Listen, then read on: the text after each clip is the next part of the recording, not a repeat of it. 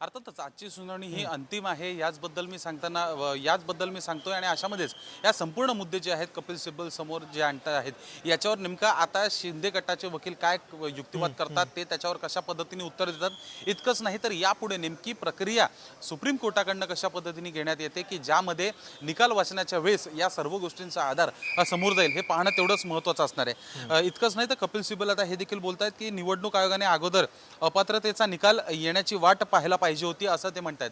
त्यामुळे अपात्रतेची जी संपूर्ण प्रक्रिया जी विधानसभा अध्यक्ष यांच्या दालनामध्ये सुरू होती यांच्याबद्दलची एक सुनावणी जी एका ठिकाणी सुरू होती तर त्याबद्दलची कुठेतरी निवडणूक आयोगाने वाट पाहायला हवी होती आणि त्याच्यानंतरच जो आहे अपात्रतेचा निकाल आल्यानंतर पक्षचिन्ह आणि याच्याबद्दल विचार करायला हवा होता असं सिब्बल या ठिकाणी बोलतायत। अर्थातच नेमका त्यांच्या मनात कशा पद्धतीची त्यांच्या उद्धव ठाकरे यांच्याबद्दल भूमिका आहे या ठिकाणी हे दिसून येत आहे कारण की अर्थातच पाहायला गेलं तर मग एकीकडे सुनावणी सुरू होती पण मात्र पक्षचिन्ह जे आहे एकनाथ शिंदेंना देण्यात आलं होतं निवडणुकीच्या तोंडावर जे आहे पक्षचिन्ह देण्यात आलं होतं त्यानंतर याच पक्षचिन्हाचा फायदा घेत एकनाथ शिंदे हे निवडणुकीच्या मैदानात उतरले आणि मैदानात उतरल्यानंतर त्यांनी जे आहे सत्ता काबीज केली होती स्वतः मुख्यमंत्रीपदी विराजमान देखील झाले होते। अशामध्ये सिब्बल यांचं असं मत आहे किंवा उद्धव ठाकरे यांच्या संपूर्ण पक्षाचं मत आहे की त्यांनी थोडं थांबायला पाहिजे होतं आणि मग पक्षचिन्ह द्यायला पाहिजे होता ना की त्यांनी लगेचच जो आहे निकाल लावला होता। पहिले विधानसभा अध्यक्ष यांच्या दालनामध्ये किंवा यांच्या कोर्टामध्ये जी केस सुरू होती त्याबद्दल त्यांनी वाट पाहायला पाहिजे होती असं सिब्बल हे बोलताना दिसून येतात। सिद्धेश नक्कीच पण डिफेक्शनला रिवॉर्ड करू नका असा जो काही कपिल सिब्बल आजच्या सुनावणीमध्ये जो काही युक्तिवाद करतायत या सगळ्या सुनावणीचा केंद्रबिंदू म्हणायचं का शुभम मग आजच्या या सगळ्या युक्तिवादावरून?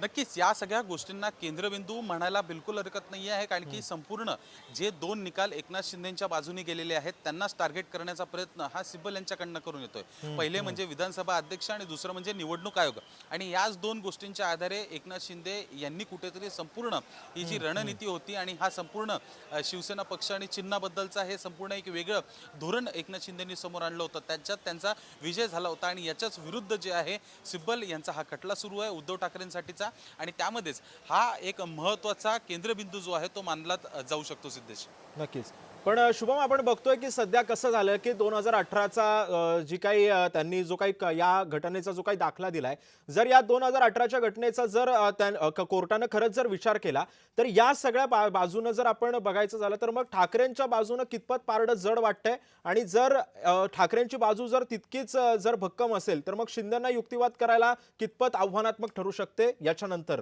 युक्तिवादामध्ये?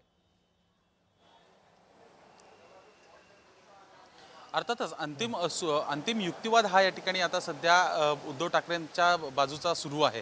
अशामध्येच बरेच मोठे आव्हानं जे आहेत ते समोर येत आहेत कारण की समजा सातत्याने पाहायला गेलं तर मग की पॉईंट्स समजा बघितले तर मग शिंदेंनी ज्यानुसार संपूर्ण बाबी समोर मांडलेल्या आहेत निवडणूक आयोगापुढे इतकंच नाही तर विधानसभा अध्यक्ष यांच्या देखील पुढे अशामध्येच कुठेतरी त्यांची ही संपूर्ण बाजू जी आहे ही सगळ्यांना माहिती आहे आणि त्यामुळेच कुठेतरी युक्तिवाद करण्यासाठी कपिल सिब्बल यांना हा संपूर्ण सुनावणी दरम्यान युक्तिवाद करायला कुठेतरी गोष्टी सोप्या गेल्या आहेत असं म्हणण्यास हरकत नाही। पण अशामध्ये जे युक्तिवाद आता सिब्बल यांनी केलेले आहेत त्याच्यावर नेमकं काय रिप्लाय देतात कशा पद्धतीने काउंटर हे शिंदेचे वकील करतात याच्यावर संपूर्ण महत्त्वाचा भाग हा सध्या अवलंबून आहे कारण की त्यांची जी आता पुढची सुनावणीची तारीख असेल किंवा मग आजपासूनच समजा युक्तिवादाला सुरुवात होणार असेल तर मग तेवढी वेळ ही आजची वेळ पुरेशी असणार आहे का की पुन्हा एकदा नवीन तारीख हे आता शिंदे गटाकडनं मागण्यात येते हे पाहणं महत्त्वाचं आहे। पण या संपूर्ण दरम्यान कपिल सिब्बल यांना काउंटर करण्यासाठी जे मुद्दे आहेत पण शुभम आणखी एक मुद्दा या सुनावणीमध्ये एक अतिशय गांभीर्याने घ्यायला लागेल तो म्हणजे असा की अपात्रतेचा जो काही मुद्दा आहे जो काही संख्याबळाचा जो काही मुद्दा आहे याच्यावरूनच न्यायालयानं कपिल सिब्बलांना प्रतिप्रश्न केलेला होता की आजच्या सुनावणीमध्ये तो मुद्दा ग्राह्यच धरला जाणार नाही। मग आता जर तसं होत असेल तर मग युक्तिवाद नेमका काय म्हणजे आता याला डिफेंड करण्यासाठी आता नेमकं कोणतं ब्रह्मास्त्र काढू शकतात आता कपिल सिब्बल?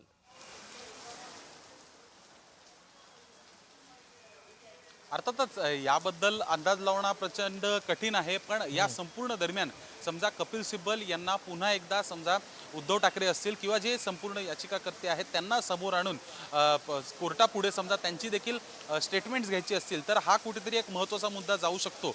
अशा पद्धतीने एक अंदाज जो आहे तो व्यक्त करण्यात येऊ शकतो.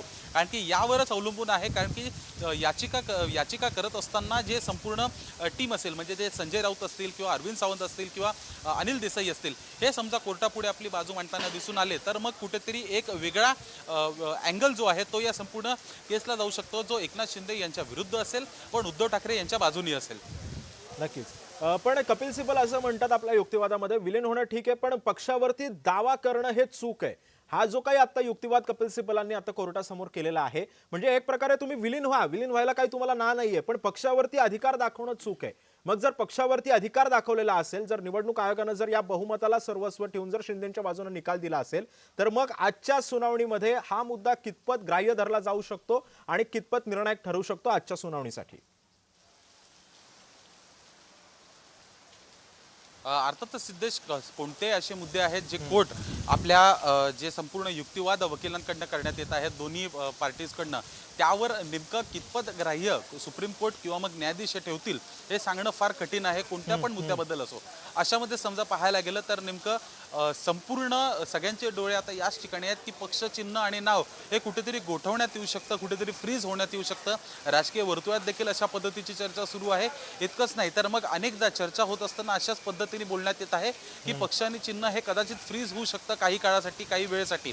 अशामध्ये नेमकं निवडणुका सध्या आता कोणत्याच महाराष्ट्रामध्ये नाही आहेत कोणत्याच प्रकारच्या निवडणुका नाही आहेत स्थानिक स्वराज्य संस्थेच्या कोणत्याच प्रकारच्या निवडणुका नाही आहेत. अशामध्येच या कार्यकाळामध्ये कुठेतरी उद्धव ठाकरे यांना दिलासा मिळू शकतो. तर दिलासा जरी भेटला तरी मात्र दुसरीकडे अशी बाजू आहे की समजा येणाऱ्या काळात एकनाथ शिंदे यांनी पुन्हा एकदा त्याबद्दलची मागणी केली किंवा अजून वरिष्ठ ठिकाणी या ठिकाणी समजा गेलेत तर मग कुठेतरी एकनाथ शिंदे यांना संपूर्ण या प्रकरणामध्ये फायदा होईल की नाही. पण अशाच पद्धतीत हा खटला सुरू राहिला तर मग एक चुकीचा मेसेज हा देखील जनतेपुढे जाऊ शकतो. नक्कीच. पण शुभम एक या निमित्तानं एक प्रश्न असा निर्माण होतो की जर 2018च्या घटनेचा जर दाखला वारंवार कपिल सिब्बल जर देत असतील कोर्टासमोर आणि जर कोर्टानं 2018चा जर ती घटना जर त्यांनी ग्राह्य धरली तर जो 2023ला जो काही निवडणूक आयोगानं निर्णय दिलेला होता तो आपल्याला सर्वांनाच परिचयाचा संबंध महाराष्ट्रानं ते बघितलं काय घडलं 2023ला. 2023चा निर्णय अडचणीमध्ये येऊ शकतो का निवडणूक आयोगानं दिलेला आजच्या सुनावणीमधून काय वाटतंय. अर्थातच याचबद्दल कपिल सिब्बल हे कुठेतरी कोर्टापुढे पटवू पाहत आहेत की 2018च्या घटनेनुसारच संपूर्ण पक्ष हा सुरू आहे आणि अशामध्येच पक्ष हा पुन्हा एकदा उद्धव ठाकरे यांना मिळावा यासाठीच आता हे संपूर्ण प्रयत्न सुरू आहेत. कारण की उद्धव ठाकरेंना समजा पक्ष आणि चिन्ह हे नाव मिळालं तर ते पुन्हा एकदा नव्याने उभं करू शकतात. तेवढी ताकद आज त्यांच्या मागे अजून देखील आहे. अजून देखील महाराष्ट्रातली जनता ही ठाकरेंच्या शिवसेनेवर विश्वास ठेवायला तयार आहे आणि अशामध्ये संपूर्ण पक्ष वाढवण्यासाठी कुठेतरी उद्धव ठाकरे यांना समजा 2018च्या घटनेनुसारच निकाल हा समोर येतो तर मग त्यानुसार जाईल. पण समजा तशा पद्धतीने नाही आला तर मग एकनाथ शिंदे हेच आता जे मुख्य नेता म्हणून आहेत ज्या पदवर देखील कपिल सिब्बल यांनी प्रश्न उपस्थित केलेला आहे की शिवसेनेच्या घटनेनुसार पक्ष प्रमुख ही घटना आहे पण मुख्य नेता म्हणून असं कोणतंही पद नाही आहे आणि हे एकनाथ शिंदे यांनी घटनेमध्ये बदल करून घेतलेला आहे.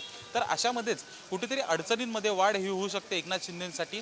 आणि दुसरीकडे समजा पाहायला गेलं तर कोर्टाने समजा त्यांच्या बाजूने निकाल दिला तर मग ज्या संपूर्ण घटना एकनाथ शिंदेंनी या आता त्यांच्यानुसार बदल केलेले आहेत जे मुख्य नेते म्हणून आहेत तर तेच भविष्यामध्ये अमर्यादित काळासाठी शिवसेनेत काही मुख्य नेते राहतील आणि पक्ष आणि चिन्ह हा देखील त्यांच्याच. खरं शुभम काही अपडेट्स येतात या सुनावणी संदर्भातले ते घेऊन मी तुझ्याकडे पुन्हा एकदा येतो. प्रभू व्हीप होते त्यांनी गोगावलेंना नोटीस दिली असं कपिल सिब्बल म्हणताय. शिंदेच्या बाजूचा व्हीप लागू होऊ शकत नाही असंही कपिल सिब्बल म्हणतायत. या सगळ्या पार्श्वभूमीवर अध्यक्षांनी अधिकाराची मर्यादा ओलांडली असंही कपिल सिब्बलांनी म्हटलेलं आहे. अध्यक्षांनी अधिकाराची मर्यादा ओलांडली असं कपिल सिब्बलांनी आपल्या युक्तिवादामध्ये म्हटलेलं आहे. व्हीप जारी करण्याचा निर्णय आम्हाला होता असंही कपिल सिब्बल म्हणतायत.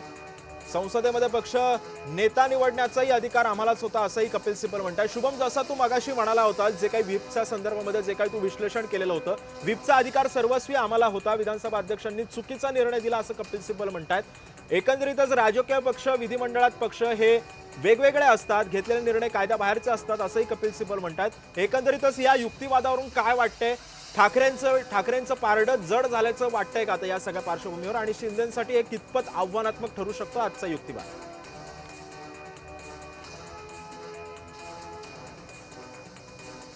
सुनावणीमध्ये कपिल सिब्बल यांचा युक्तिवाद सुरू आहे आणि त्यामुळे उद्धव ठाकरे यांचीच बाजू जी आहे किंवा यांच्या बाजूचं नाण्याचे जे दोन भाग असतात त्यातला एकच भाग जो आहे तो सध्या संपूर्ण महाराष्ट्राला पाहायला मिळतोय। अशामध्येच नेमका आता जेव्हा नाण्याची दुसरी बाजू जो युक्तिवाद शिंदे गटाकडनं सुरू होईल त्यावेळेस नेमका अंदाज लावता येईल की कशा पद्धतीने हा संपूर्ण सुनावणीचा कार्यकाळ हा पुढे जाताना दिसून येत आहे आणि कोणाची बाजू मजबूत आहे।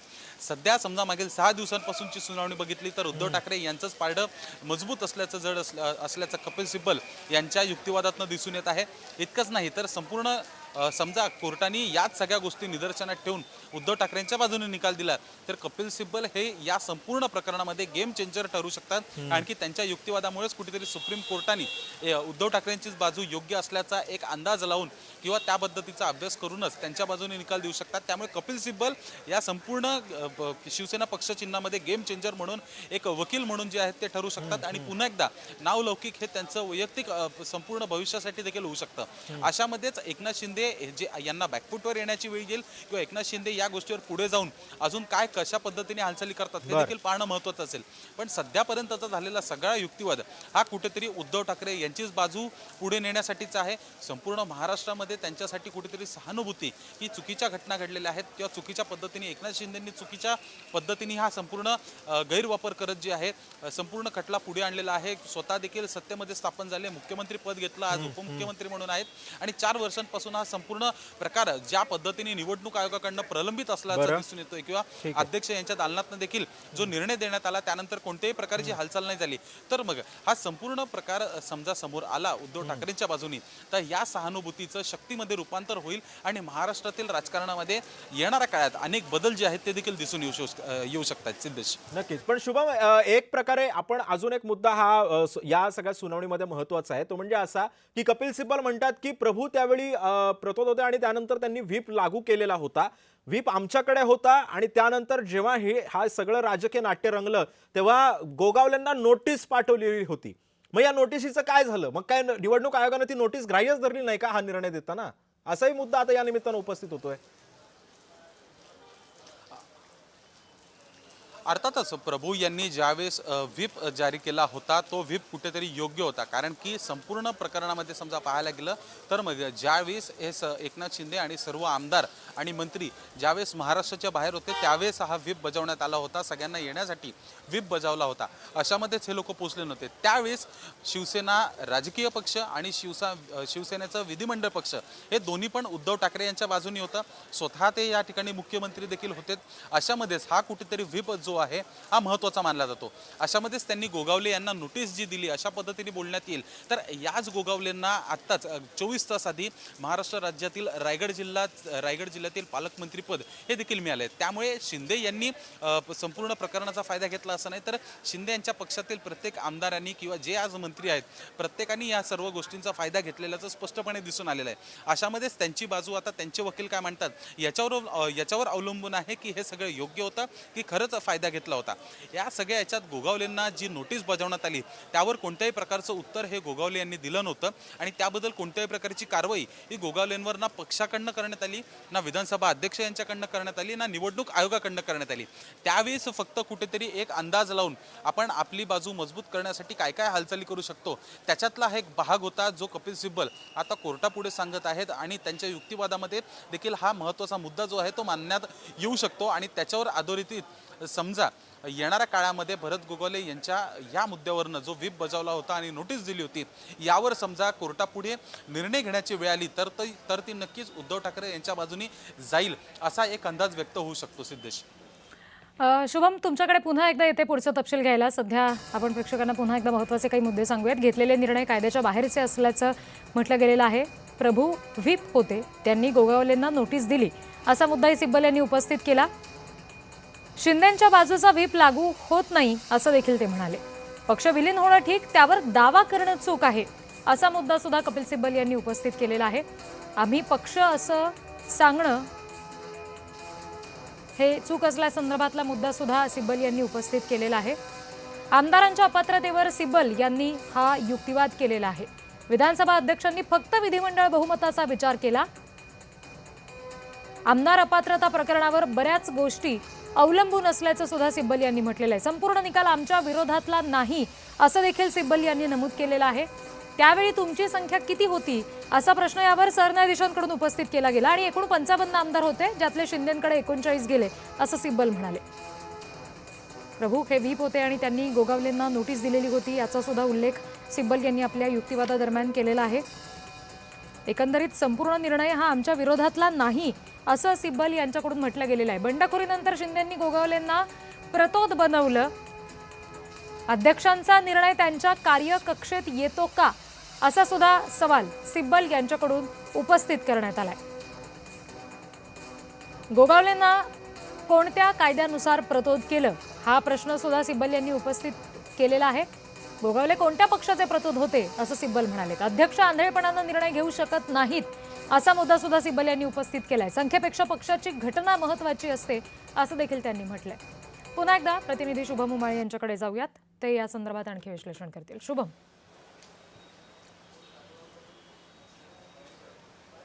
रिद्धी, बघायला गेलं तर अनेक कोर्टामधल्या जे महत्त्वाचे मुद्दे आहेत ते समोर येत आहेत, ज्यामध्ये 1999ची घटना ही आयोगाच्या कार्यालयात उपलब्ध आहे असं देखील या ठिकाणी सिब्बल बोलत आहेत. त्यामुळे 1999ची घटना ही निवडणूक आयोगाच्या कार्यालयामध्ये आहे, निवडणूक आयोगाकडे अजून देखील आहे, हे आता कोर्टापुढे मांडत आहेत. त्यामुळे कदाचित कोर्ट या पद्धतीचे आदेश देऊ शकतो की नेमकी ती घटना काय आहे ही कोर्टापुढे मांडण्यात यावी. कारण की अजून सुनावणी जी आहे ती उद्धव ठाकरे यांच्या बाजूने सुरू आहे.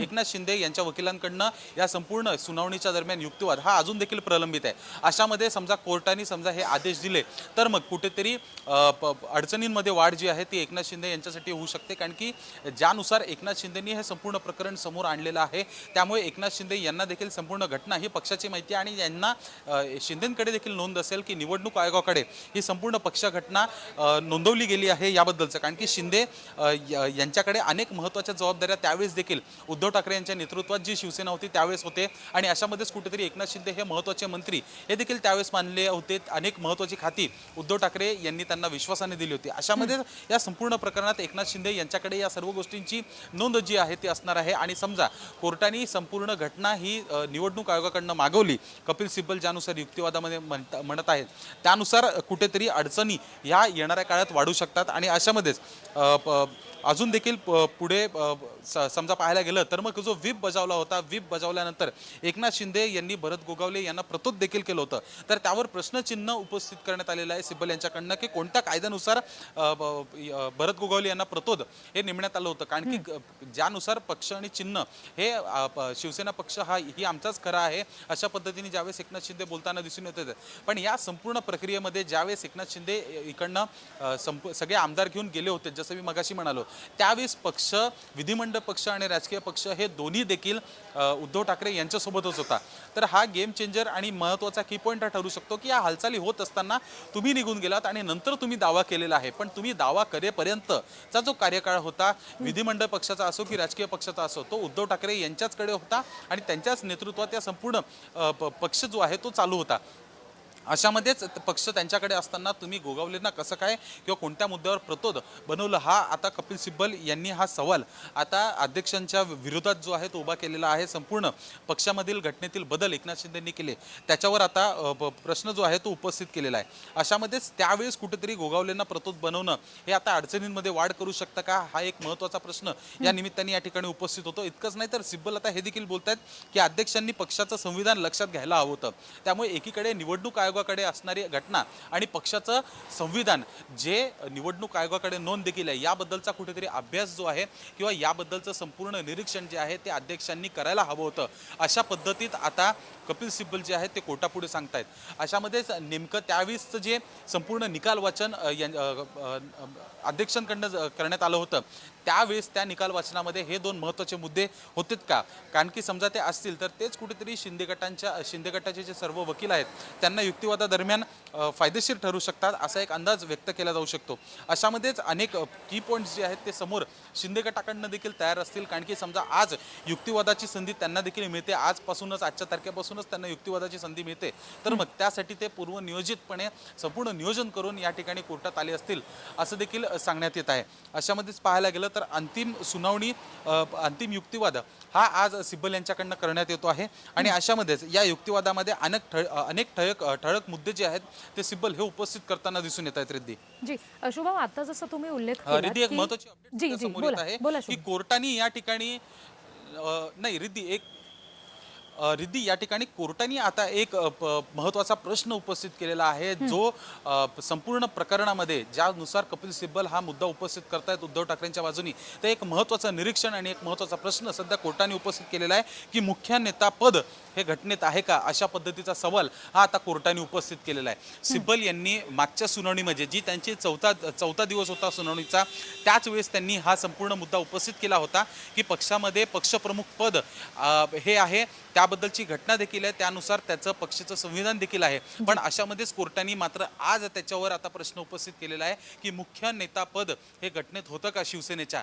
तर अर्थातच याचं उत्तर सिब्बल यांच्या युक्तिवादानुसार नाही म्हणूनच येतं. पण यावर कुठेतरी आता संपूर्ण पारडं हे आता बदलण्याची दाट शक्यता निर्माण होऊ शकते, ज्यामध्ये एकनाथ शिंदे यांच्या अडचणीत वाढ होऊ शकते किंवा मग पक्ष आणि चिन्ह जे आहे हे आता कोर्ट कुठेतरी फ्रीज करू शकतो, गोठवू शकतं, अशा पद्धतीचे वारे या प्रश्नानिमित्त वाहू लागण्यासाठी एक अंदाज जो आहे तो व्यक्त होतोय. आणखी मुख्य नेता पद हे एकनाथ शिंदेकडे आज जरी असलं तरी ही संपूर्ण घटना ही त्यांनी नोंदवलेली आहे.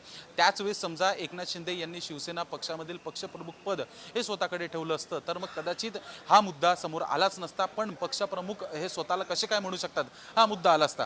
अशामध्येच या संपूर्ण घटनेच्या नोंदनुसार एकनाथ शिंदे यांनी स्वतःला मुख्य नेते म्हणून जे पद दिलं, ज्या पदी ते विराजमान झाले, ज्याबद्दलची राष्ट्रीय कार्यकारिणी बोलून मतदान घेऊन शिंदे पक्षातील प्रमुख म्हणून पक्षातील मुख्य नेता म्हणून निवड झाली, याच्यावर आता कोर्टाने कुठेतरी आक्षेप घेतलेला आहे आणि सवाल केलेला आहे वकिलांपुढे. रिद्धी जी शुभम, मी पुन्हा एकदा पुढचे तपशील घ्यायला तुमच्याकडे येतेच. आणखी काही महत्त्वाचे मुद्दे आपण बघूयात. आमदारांच्या अपात्रतेवर सिब्बल यांनी युक्तिवाद केलेला आहे. विधानसभा अध्यक्षांनी फक्त विधिमंडळ बहुमताचा विचार केला असं सिब्बल म्हणाले. पुढचा मुद्दा आहे तो म्हणजे आमदार अपात्रता प्रकरणावर बऱ्याच गोष्टी अवलंबून आहेत असं देखील त्यांनी सांगितलं. संपूर्ण निकाल आमच्या विरोधातला नाही असं सिब्बल म्हणतायत. त्यावेळी तुमची संख्या किती होती अशी विचारणा यावर सरन्यायाधीशांकडून केली गेली आणि एकूण 55 आमदार होते, ज्यातले शिंदेंकडे 39 गेले असा उल्लेख सिब्बल यांनी केला. पुढे अध्यक्षांनी अधिकाराची मर्यादा ओलांडली असं कपिल सिब्बल म्हणाले. अध्यक्षांनी अधिकाराची मर्यादा ओलांडल्याचा मुद्दा हा कपिल सिब्बल यांच्याकडून या युक्तिवादामध्ये उपस्थित करण्यात आलाय. व्हीप जारी करण्याचा निर्णय आमच्याकडे होता असंही सिब्बल म्हणतात, म्हणजे ठाकरेंकडे होता. संसदेत पक्षनेता निवडण्याचा अधिकार सुद्धा ठाकरेंकडेच असल्याचं सिब्बल यांनी नमूद केलं. विधानसभा अध्यक्षांनी चुकीचा निर्णय दिलाय असं सुद्धा कपिल सिब्बल म्हणतायत. यापूर्वी त्यांनी दिलेला निर्णय त्यांच्या अधिकार क्षेत्रात येतो का असा प्रश्न सिब्बल यांच्याकडून उपस्थित करण्यात आला होता आणि आता थेट अध्यक्षांनी जो निर्णय दिलाय तो चुकीचा आहे असं सिब्बल म्हणतात. घेतलेले निर्णय हे कायद्याच्या बाहेरचे आहेत असं सुद्धा कपिल सिब्बल यांचं म्हणणं आहे. सुनील प्रभू हे व्हीप होते आणि त्यांनी गोगावलेंना नोटीस बजावलेली होती, त्यामुळे शिंदेंकडचा जो व्हीप आला तो लागूच होत नाही असं सिब्बल यांनी म्हटलंय.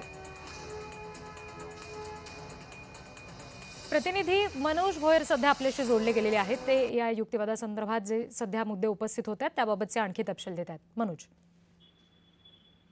मुळात काय झालं आपण पाहिलं पाहिजे की 5 दिवस ठाकरेंच्या वकिलांनी निवडणूक आयोगाचा निर्णय कसा चुकीचा होता या संबंधी विस्तारानं युक्तिवाद केला होता. मात्र आज या सुनावणीला एक वेगळं वळण, एका वेगळ्या टप्प्यावरती ही सुनावणी आली आणि आमदारांच्या अपात्रतेवर त्यांनी युक्तिवाद केला आणि यानंतर परत शिंदेचे वकील त्याला सडेतोड उत्तर देतील असं स्वतः उपमुख्यमंत्री एकनाथ शिंदे यांनी सुद्धा म्हटलं.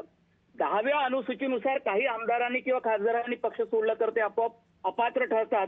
जर 2/3 आमदार किंवा खासदारांनी जर पक्ष सोडला तर ते वेगळ्या पक्षात विलीन करू शकतात. पण शिवसेनेच्या फुटीबाबत मात्र निवडणूक आयोग आणि विधानसभा अध्यक्षांनी या विरोधात निर्णय घेतला असा युक्तिवाद ठाकरेंचे वकील कपिल सिब्बल यांनी केलेला आहे. आता मुळात याच संदर्भातला शिंदेच्या वकिलाचा मजबूत युक्तिवाद हा न्यायालयासमोर कसा उभा राहतो हा अत्यंत मुद्दा आहे. कारण आमदार अपात्रतेचा निर्णय हा आधी विधानसभा अध्यक्ष राहुल नार्वेकरांनी घ्यायला हवा होता, त्यानंतर निवडणूक आयोगाचा निर्णय हा खरं तर अपेक्षित होता. पण शिवसेनेच्या प्रकरणात हे देखील पाहण्यात आला नसल्याचा जोरदार युक्तिवाद हा सिब्बल यांनी केलेला आपल्याला पाहायला मिळतो.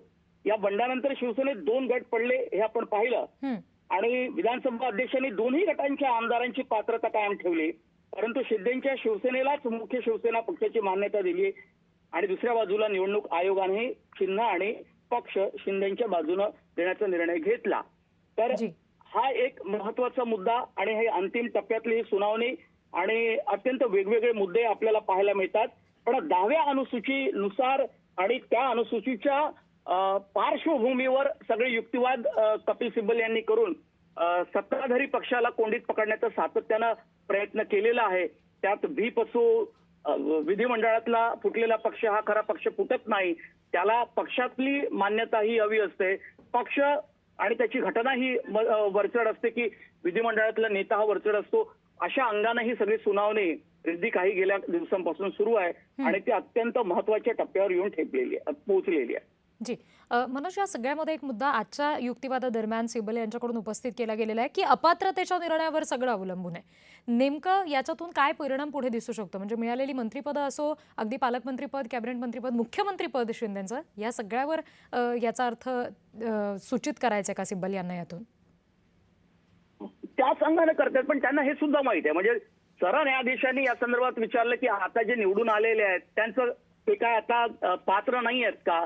पण त्यावर सिब्बल यांचं म्हणणं की असं नव्हे, म्हणजे त्यावेळीच्या आमदारांचा कार्यकाळ संपला, तो युक्तिवाद आता योग्य आहे का असा सवाल कपिल सिब्बल यांना याआधी विचारण्यात आला. त्यावर आता जे निवडून आले आहेत त्या आमदारांचा त्यांच्याशी संबंध नाही, परंतु त्यावेळच्या आमदारांना अपात्र केलं असतं तर पुढच्या गोष्टी मात्र या घडू शकल्या नसता असा युक्तिवाद सिब्बल यांनी केला. अर्थात सिब्बल यांचा युक्तिवाद, त्याला जोडलेले त्यांनी कायदेशीर मुद्दे आणि त्याचा कॉग्निझन्स किती कोर्ट घेतं, न्यायालय घेतं, हे सर्वात महत्वाचं आहे. पण हे सगळे युक्तिवाद करत असताना आपण हे लक्षात घेतलं पाहिजे की त्याच्या नोंदी या सुप्रीम कोर्टाच्या लेखी असतात आणि ती जी काही महत्वाची निरीक्षणं नोंदवलेली गेली असते आणि त्या बरहुकूम जे युक्तिवाद केले गेलेले असतात ते सुद्धा खूप महत्वाचे असतात. आणि जेव्हा अंतिम निकाल दिला जातो तेव्हा ते नाकारले गेले आहे का किंवा स्वीकारले गेले आहे का, आणि स्वीकारले गेले आहे तर मग त्याला सबळ पुरावे कुठले जोडले गेलेले आहेत किंवा कुठला युक्तिवाद केलाय, कुठल्या अंगानं केलाय आणि काय मांडणी केली आहे हे सुद्धा कोर्ट पाहत असतं. त्यामुळे ह्या सगळ्याच गोष्टी त्यावेळेला सुद्धा अंतिम निकालात सुद्धा येतील कपिल सिब्बल यांनी केलेल्या युक्तिवादाचा. मनोज, या सगळ्यामध्ये आता जसं आपण म्हणतो की सिब्बल यांच्याकडून हे सगळे मुद्दे निश्चित उपस्थित होतच आहात, या संदर्भातले आणखी काही तपशील आपल्याला जाणून घ्यायचेच आहेत. तुर्तास धन्यवाद मनोज दिलेल्या या सगळ्या तपशिलासाठी आणि केलेल्या विश्लेषणासाठी. पुन्हा एकदा आपण प्रतिनिधी शुभम यांच्याकडे जाऊयात, ते नवीन तपशील आपल्याला देत आहेत. शुभम.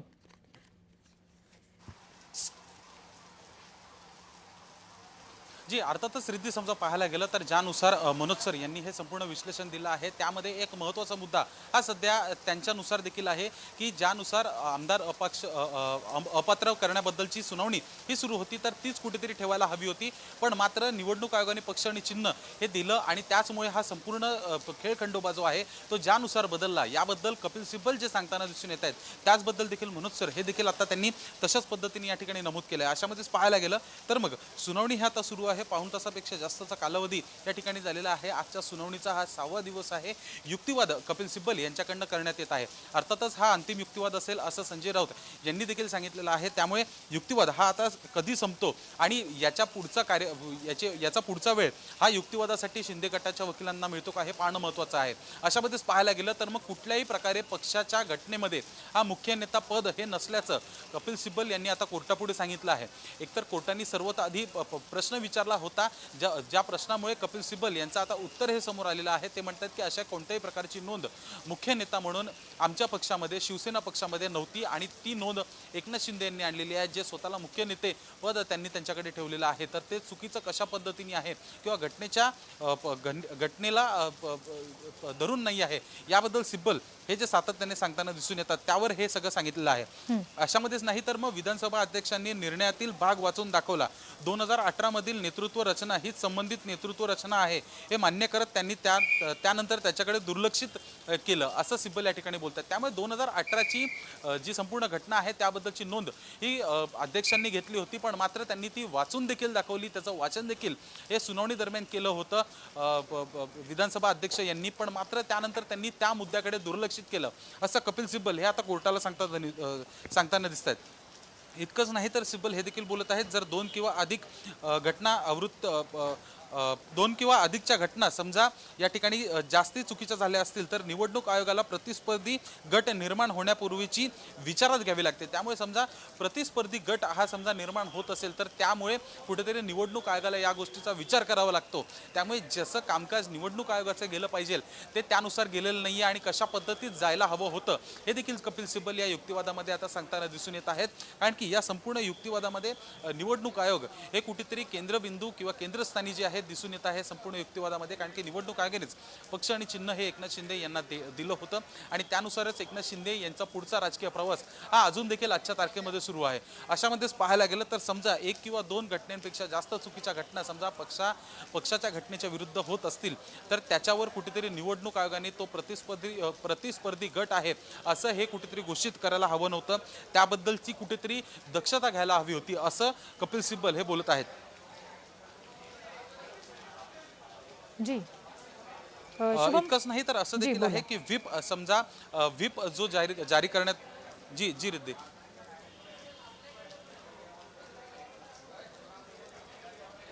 शुभम, आता जसं तुम्ही म्हणताय की हे सगळे मुद्दे हे सिब्बल यांच्याकडून उपस्थित केले गेलेले आहेत, मगाशी तुम्ही म्हणाला होतात की शिंदेकडून सुद्धा आज मुद्दे उपस्थित केले जाणार आहेत। मागचे अनेक दिवस सिब्बल यांच्याकडून ठाकरेंची बाजू मांडली जाते, शिंदेची बाजू मांडण्यासाठीचा नेमका किती वाजताचा वेळ दिला गेलेला आहे याबाबत काही माहिती आहे का?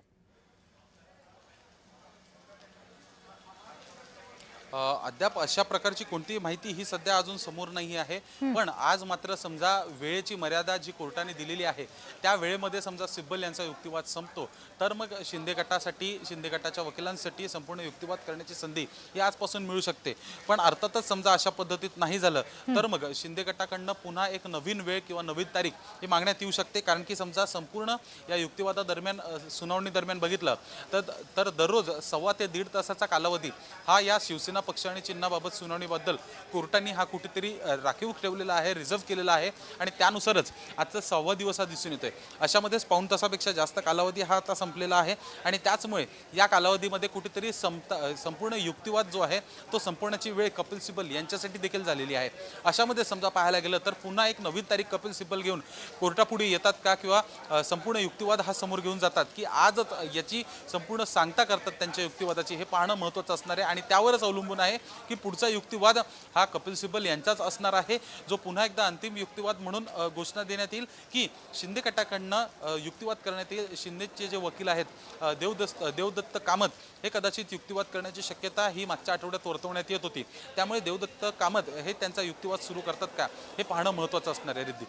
जी शुभम, याच्यामध्ये एक मुद्दा उपस्थित केला गेला तो म्हणजे मुख्य नेता पद हा पक्षाच्या घटनेमध्ये नाहीये किंवा त्यापूर्वी सिब्बल यांच्याकडून म्हटलं गेलेलं होतं की अशा पद्धतीनं व्हीप देणं ही गोष्टच लागू होत नाही कारण व्हीप देण्याचा अधिकार आमच्याकडे होता, प्रतोद आमचे होते असं त्यांचं म्हणणं होतं। एकंदरीत पुन्हा एकदा ह्या सगळ्या गोष्टींवरून निवडणूक आयोगाकडून किंवा विधानसभा अध्यक्षांकडून दिला गेलेला जो निर्णय आहे तो चुकीचा असल्यासंदर्भातलं वक्तव्य सुद्धा सिब्बल यांनी केलेलं आहे। या सगळ्याचा परिणाम कसा होऊ शकतो, या युक्तिवादाचा परिणाम कसा होऊ शकतो एकंदरीत सुनावणीत?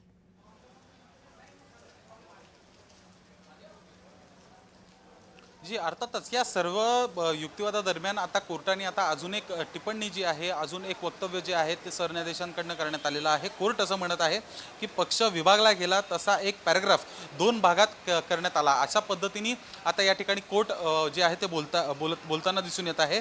पक्षामध्ये जे 2 विभाग झाले अर्थातच गट म्हणून त्यांनी उल्लेख या ठिकाणी कोर्टाने केलेला नाही आहे तर पक्षाला त्यांनी 2 विभाग अशा पद्धतीने सध्या तरी म्हणजे निकाल जरी समोर आला नसला तरी मात्र 2 वेगवेगळे विभाग शिवसेनेचे आहे असं कुठेतरी कोर्टाने निदर्शनात ठेवून तशा पद्धतीने हा युक्तिवाद आणि सुनावणी जी आहे त्याला सामोरं जाताना कोर्ट आणि बेंच जो आहे तो दिसत आहे। आणि तशाच पद्धतीने पक्ष जसा विभागला गेला तसा एक पॅराग्राफ 2 भागात गेला अशा पद्धतीत आता या ठिकाणी कोर्ट बोलताना दिसून येत आहे। त्यामुळे या संपूर्ण प्रकरणामध्ये कोर्टाने फार क्वचित मुद्दे उपस्थित केले आहेत, फार क्वचित प्रश्न उपस्थित केले आहेत सिब्बल यांच्या युक्तिवादादरम्यान आणि फार क्वचित किंवा 1 किंवा 2च गोष्टींवर आपली प्रतिक्रिया नोंदवली आहे ज्याच्यामध्ये आज देखील त्यांनी केलेली आहे की पक्षामध्ये विभाग जो आहे ते पडलेले आहेत आणि अशाच पद्धतीने पॅराग्राफामध्ये 2 भाग झालेले आहेत असं देखील या ठिकाणी बोलताना कोर्ट हे आता दिसून येत आहे। अशामध्ये समजा पाहायला गेलं तर रिद्धी ज्यानुसार तू म्हणत होतीस तर मग शिवसेनेचा युक्तिवाद जो आहे तो कधी सुरू होतो हे पाहणं महत्त्वाचं असेल, पण लवकरात लवकर ही संपूर्ण सुनावणी ही कोर्टाला देखील घ्यायची आहे आणि त्यानंतर निकाल देखील द्यायचा आहे आणि निकालामध्ये कुठेतरी दोनच गोष्टी होतील. एकतर निकाल समजा उद्धव ठाकरे यांच्या बाजूने जाईल किंवा मग कोणाच्याही बाजूने न जाता पक्ष आणि चिन्ह हे फ्रीज करण्यात येईल आणि त्यामुळे फ्रीज झालं तर मग कुठेतरी उद्धव ठाकरे हे दिलासादायक पूर्वक असतील की नसतील हे त्यावेळेस नेमकं त्यांचं मत काय असणार आहे यावर अवलंबून असेल. रिद्धी जी शुभम, पुन्हा एकदा पुढचे तपशील घ्यायला तुमच्याकडे येते. काही महत्त्वाचे मुद्दे या सगळ्या दरम्यान उपस्थित होतात ते आपण पुन्हा एकदा बघूयात. प्रभू व्हीप होते आणि त्यांनी गोगावलेंना नोटीस दिलेली होती असं कपिल सिब्बल यांनी म्हटलेलं आहे. त्यामुळे शिंदेंकडचा जो व्हीप आहे तो लागूच होत नसल्याचं सिब्बल यांनी म्हटलेलं आहे. बंडखोरीनंतर शिंदेंनी गोगावलेंना प्रतोद बनवलं असं सिब्बल यांनी कोर्टामध्ये सांगितलं. 2018च्या घटनेनुसार शिंदेंना मुख्य नेता केलं हे आयोगाला कळवलं का अशी विचारणा सुद्धा सिब्बल यांच्याकडून करण्यात आलेली आहे. आयोगाकडे कोणती घटना आहे ज्याच्याशी विधानसभा अध्यक्षांचा काय संबंध आहे, मुख्य नेता पद घटनेत होतं का असा प्रश्न न्यायालयाकडून उपस्थित केला गेला. पक्षप्रमुखांना सर्वाधिकार असल्याचं रेकॉर्डवर आहे असं म्हटलेलं आहे. न्यायालयाकडून मुख्य प्रश्न उपस्थित केला गेलेला आहे मुख्य नेतेपदासंदर्भातला की पक्षाची जी घटना आहे त्याच्यामध्ये हे पद होतं का आणि त्याच्यावर सिब्बल यांनी म्हटलेलं उत्तर सुद्धा आपण बघितलं. 2018च्या घटनेनुसारच 39 जण निवडून आले. सादिक अली केसनुसार प्रश्न उपस्थित केले जात आहेत. शिंदेंना सर्व पदं ठाकरेंनी दिली असं कपिल सिब्बल म्हणालेले आहेत.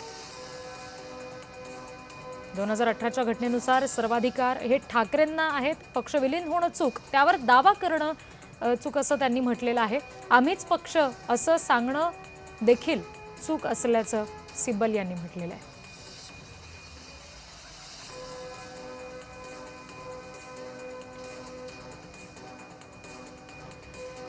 शुभम, तुम्ही आमच्याशी असेच जोडलेले राहा. पुढचे महत्त्वाचे तपशील आपल्याला प्रतिनिधी मनोज भोयर देत आहेत. मनोज.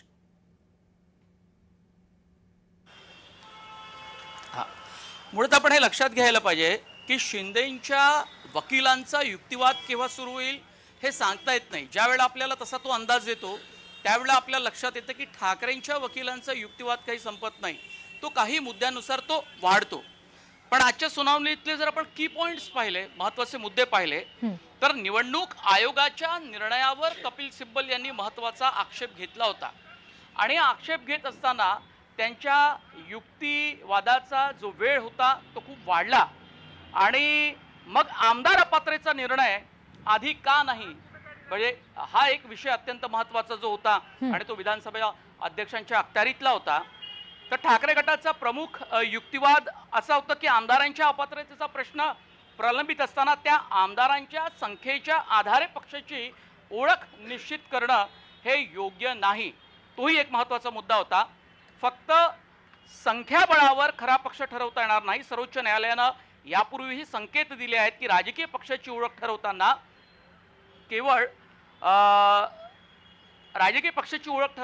केवळ आमदार खासदारांची संख्या पुरेशी नाही आणि पक्षाची संघटनात्मक रचना आणि पक्ष घटना ही अत्यंत महत्त्वाची आहे.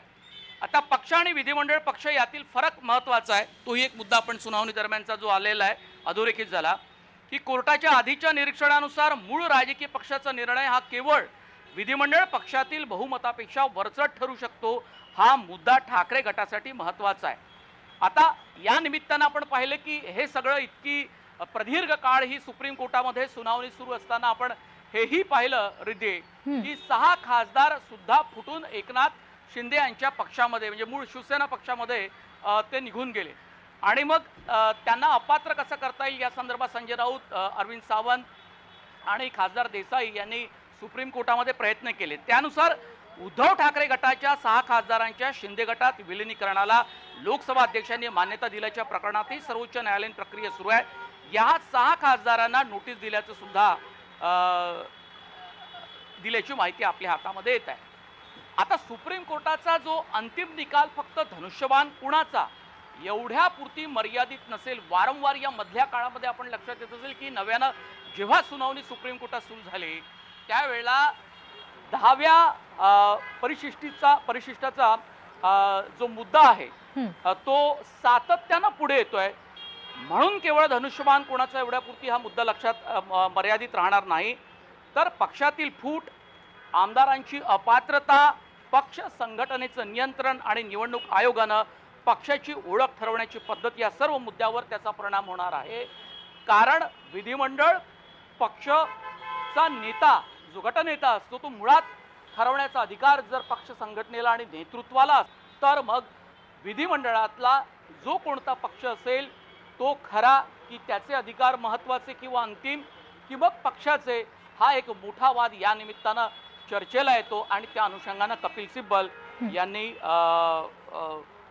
युक्तिवाद अत्यंत प्रदीर्घ काळ केलेले आहेत.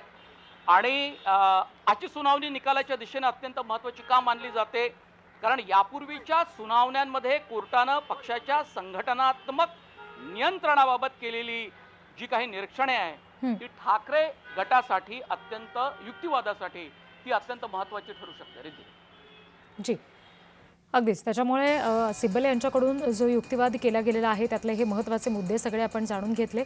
मुळात पक्षाची घटना, त्या अनुषंगानं पुढे येणारे मुद्दे किंवा मग पक्षामध्ये मुख्य नेता निवडणं, व्हीप जारी करणं, ह्या सगळ्या बाबतीतले जे महत्त्वाचे मुद्दे आहेत ते सगळे सिब्बल यांच्याकडून उपस्थित केले गेले. हे सगळे अधिकार कसे ठाकरेंकडे होते हे कपिल सिब्बल यांच्याकडून सांगितलं गेलेलं आहे आजच्या युक्तिवादादरम्यान.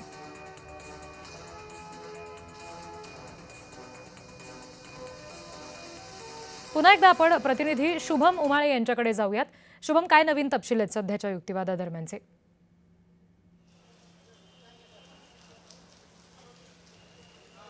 रीती, ज्यानुसार मी मगाशी म्हटलं होतं की 2018च्या घटनेनुसारच संपूर्ण पक्ष हा उद्धव ठाकरे यांच्याकडे होता. उद्धव ठाकरे हे देखील त्यावेळेस मुख्यमंत्री होते आणि अशामध्येच पाहायला गेलं तर सिब्बल यांनी हाच मुद्दा आता उपस्थित केलेला आहे की 2018च्याच घटनेनुसार संपूर्ण जे मंत्री होते, आमदार होते किंवा जे पदं देण्यात आली होती ही उद्धव ठाकरे यांनीच दिली होती आणि त्यानुसारच हा संपूर्ण पक्ष जो आहे तो सुरू होता, असं कपिल सिब्बल यांनी कोर्टापुढे सांगितलेलं आहे.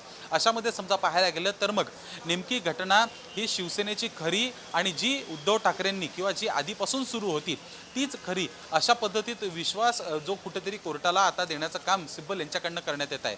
येणाऱ्या काळात याच घटनेच्या आधारावर निकाल हा एकनाथ शिंदे यांच्या विरुद्ध जाऊ शकतो आणि त्यानुसारच कुठेतरी ही संपूर्ण घटना जी नोंदवली गेलेली आहे किंवा जो पक्षाचं संविधान आहे, पक्षाची जी घटना आहे जी 1999 पासून नोंदवली गेलेली आहे, जी स्वर्गीय बाळासाहेब ठाकरे यांच्या काळापासूनच होती, त्यानुसारच या संपूर्ण घटनेला एक प्रथम महत्त्व जे आहे ते देण्यात कोर्टाकडनं येऊ शकतं. आणि त्यानुसार समजा जे शिंदेंनी बदल केलेले आहेत तर या बदलांमुळे कुठेतरी शिंदे यांच्यासाठी येणाऱ्या काळामध्ये समजा शिंदे गटाकडनं जो युक्तिवाद करण्यात येणार आहे तो समजा त्यांनी योग्य प्रकारे किंवा कोर्टाचे उत्तर देऊन किंवा जे जे मुद्दे कपिल सिब्बल यांनी उपस्थित केलेले आहेत त्याच्यावर योग्य युक्तिवाद त्यांच्याकडनं नाही करण्यात आला किंवा काउंटर युक्तिवाद नाही करण्यात आला तर कुठेतरी अडचणी या शिंदे गटासाठी वाढताना भविष्यामध्ये दिसून येऊ शकतात. अशामध्येच या संपूर्ण निकालामध्ये समजा पाहायला गेलं तर मग कुठेतरी घटना हीच महत्त्वाची आहे आणि त्यानुसार घटनेवरच कुठेतरी पूर्णतः फोकस कपिल सिब्बल यांचं जाताना दिसून येत आहे. घटनेमधील केलेले बदल आणि आधीची घटना कशी होती आणि त्याबद्दलच्या सर्व दस्तावेज हे निवडणूक आयोगाकडे देखील आहेत असं देखील सिब्बल यांनी आज कोर्टापुढे सांगितलं आहे. रिद्धी, शुभम, पुन्हा एकदा पुढचे तपशील तुमच्याकडून आम्ही घेऊच. सध्या काही महत्त्वाचे मुद्दे उपस्थित होत आहेत ते आपण बघूयात. बंडखोरीनंतर शिंदेंनी गोगावलेंना प्रतोद बनवलं असं त्यांनी म्हटलंय. अध्यक्षांचा निर्णय त्यांच्या कार्यकक्षेत येतो का, हा सवाल सुद्धा उपस्थित केला गेलेला आहे सिब्बल यांच्याकडून. आणखी काही महत्त्वाचे मुद्दे आपण ग्राफिक्सच्या माध्यमातून जाणून घेऊयात.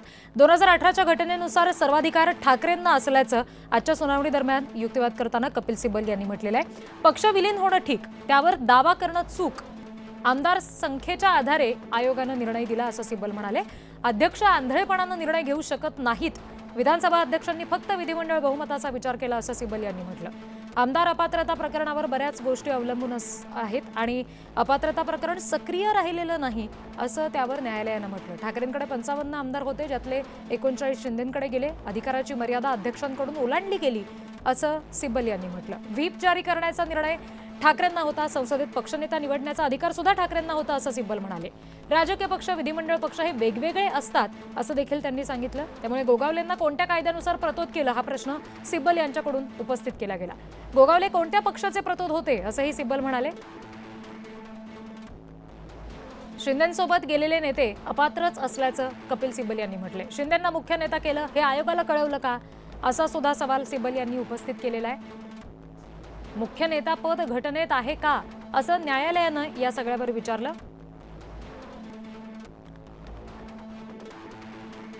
पुन्हा एकदा प्रतिनिधी शुभम उमाळे यांच्याकडे आपण जाऊयात. शुभम, शिंदेसंदर्भात किंवा त्यांच्या सगळ्या आमदारांसंदर्भात, त्यांच्यासोबत गेलेल्या आमदारांसंदर्भात प्रश्न उपस्थित केले जातात जे शिंदेच्या वकिलाकडून त्याच्या संदर्भातला युक्तिवाद किंवा त्याला उत्तरं दिली जातील निश्चित. पण विधानसभा अध्यक्षांसंदर्भात किंवा निवडणूक आयोगासंदर्भात जे मुद्दे उपस्थित केले गेलेले आहेत त्याचं उत्तर मागितलं जाऊ शकतं का? खुद्द विधानसभा अध्यक्षांकडून किंवा आयोगाकडून तसं उत्तर दिलं जाऊ शकतं का? अर्थातच कुठेतरी कोर्टाला आता देखील कळलेलं आहे की हा संपूर्ण युक्तिवाद हा संपूर्ण महाराष्ट्र बघतोय, संपूर्ण देशातनं या युक्तिवादाकडे लक्ष जे आहे ते जात आहे. कपिल सिब्बल यांचा युक्तिवाद जो आहे हा अनेक प्रकरणांमध्ये समोर आला होता आणि अशामध्येच शिवसेना पक्षाने चिन्हाच्या बद्दल जी सुनावणी सुरू आहे तो देखील युक्तिवाद हा जनतेसमोर येताना दिसून येत आहे. अशामध्येच समजा या संपूर्ण प्रकरणात कोर्टाने समजा निवडणूक आयोगाला विचारणा नाही केली किंवा अध्यक्षांपुढे विचारणा नाही केली की का आणि कोणत्या आधारे तुम्ही हे संपूर्ण मुद्दे दिले होते, हे समजा स्पष्टपणे त्यांनी समजा विचारणा त्यांच्याकडनं करण्यात नाही आली किंवा त्याबद्दलच्या हालचाली नाही झाल्या तर कुठेतरी एक चुकीचा मेसेज हा जाऊ शकतो समोर. आणि अशामध्येच कुठेतरी निवडणूक आयोग आणि अध्यक्ष हे आता कोर्टापुढे कुठेतरी उत्तर देण्यासाठी त्यांना आता भाग हा येईल आणि कोर्ट त्याबद्दल फक्त विचारणा करतं की प्रश्न उपस्थित करतं की त्याबद्दल काही कागदोपत्रीनुसार काही कारवाई देतं, हे देखील पाहणं महत्त्वाचं असणार आहे. कारण की या संपूर्ण घटनेमध्ये समजा पाहायला गेलं तर मग अध्यक्ष यांनी जो निर्णय दिला होता आणि निवडणूक आयोगाने जे पक्षचिन्ह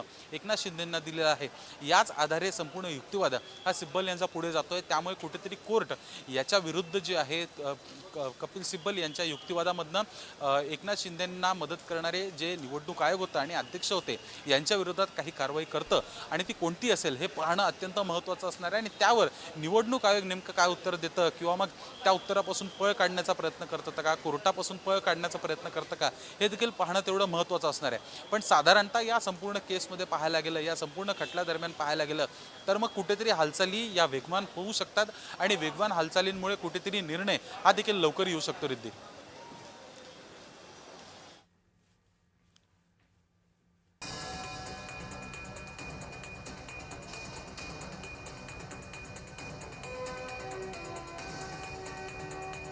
या सगळ्या तपशिलाच्यासाठी तर वळतो आहोत या संदर्भातल्या काही महत्त्वाच्या ठळक घडामोडींच्या निमित्तानं. बातमीपत्राच्या सुरुवातीला आपण आत्ता पाहतो आहोत तो कपिल सिब्बल यांच्याकडून ठाकरेंची बाजू मांडण्याच्यासाठी केलेला युक्तिवाद आहे. सादिक अली प्रकरणात कोर्टात प्रश्न उपस्थित करण्यात आलेले आहेत. सादिक अली प्रकरण हे लागू होत नाही असं सांगितलं गेलेलं आहे. पक्षफुटीच्या संदर्भात न्यायालयीन खटल्याच्या निमित्तानं सादिक अली प्रकरणाचा संदर्भ ऐतिहासिक समजला जातो. या प्रकरणात कोर्टामध्ये प्रश्न उपस्थित झाले आणि महत्त्वाचं म्हणजे दोन्ही बाजूंची मतं लक्षात घेण्यात आली असं सिब्बल सातत्यानं सांगू पाहतायत. पुढचा तपशील असा आहे की जी घटना 2018ची आहे त्यानुसार अधिकार ठाकरेंकडे होते, शिंदेंकडे वेगळे असे कुठलेही अधिकार नव्हते. पक्ष आपणच असं सांगणं ही पळवाट आहे असंही सिब्बल म्हणालेले आहेत. सिब्बल जे काही सांगतायत ते प्रत्यक्षात उद्धव ठाकरेच न्यायालयाला सांगतायत कारण ते ठाकरेंचे वकील आहेत. आपल्या समोर येणारा तपशील हा सादिक अली प्रकरणाच्या संदर्भातला आहे.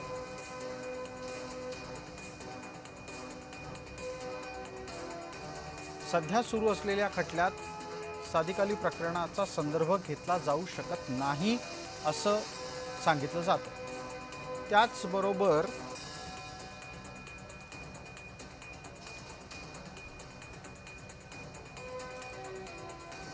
सादिक अली प्रकरणाचा संदर्भ आपण आता पाहतो आहोत.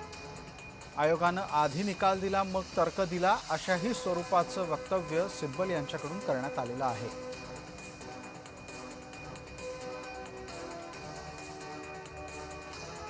परिच्छेद 10(1)(ब) अनुसार केला गेलेला युक्तिवाद सिब्बल खोडून काढू पाहतायत.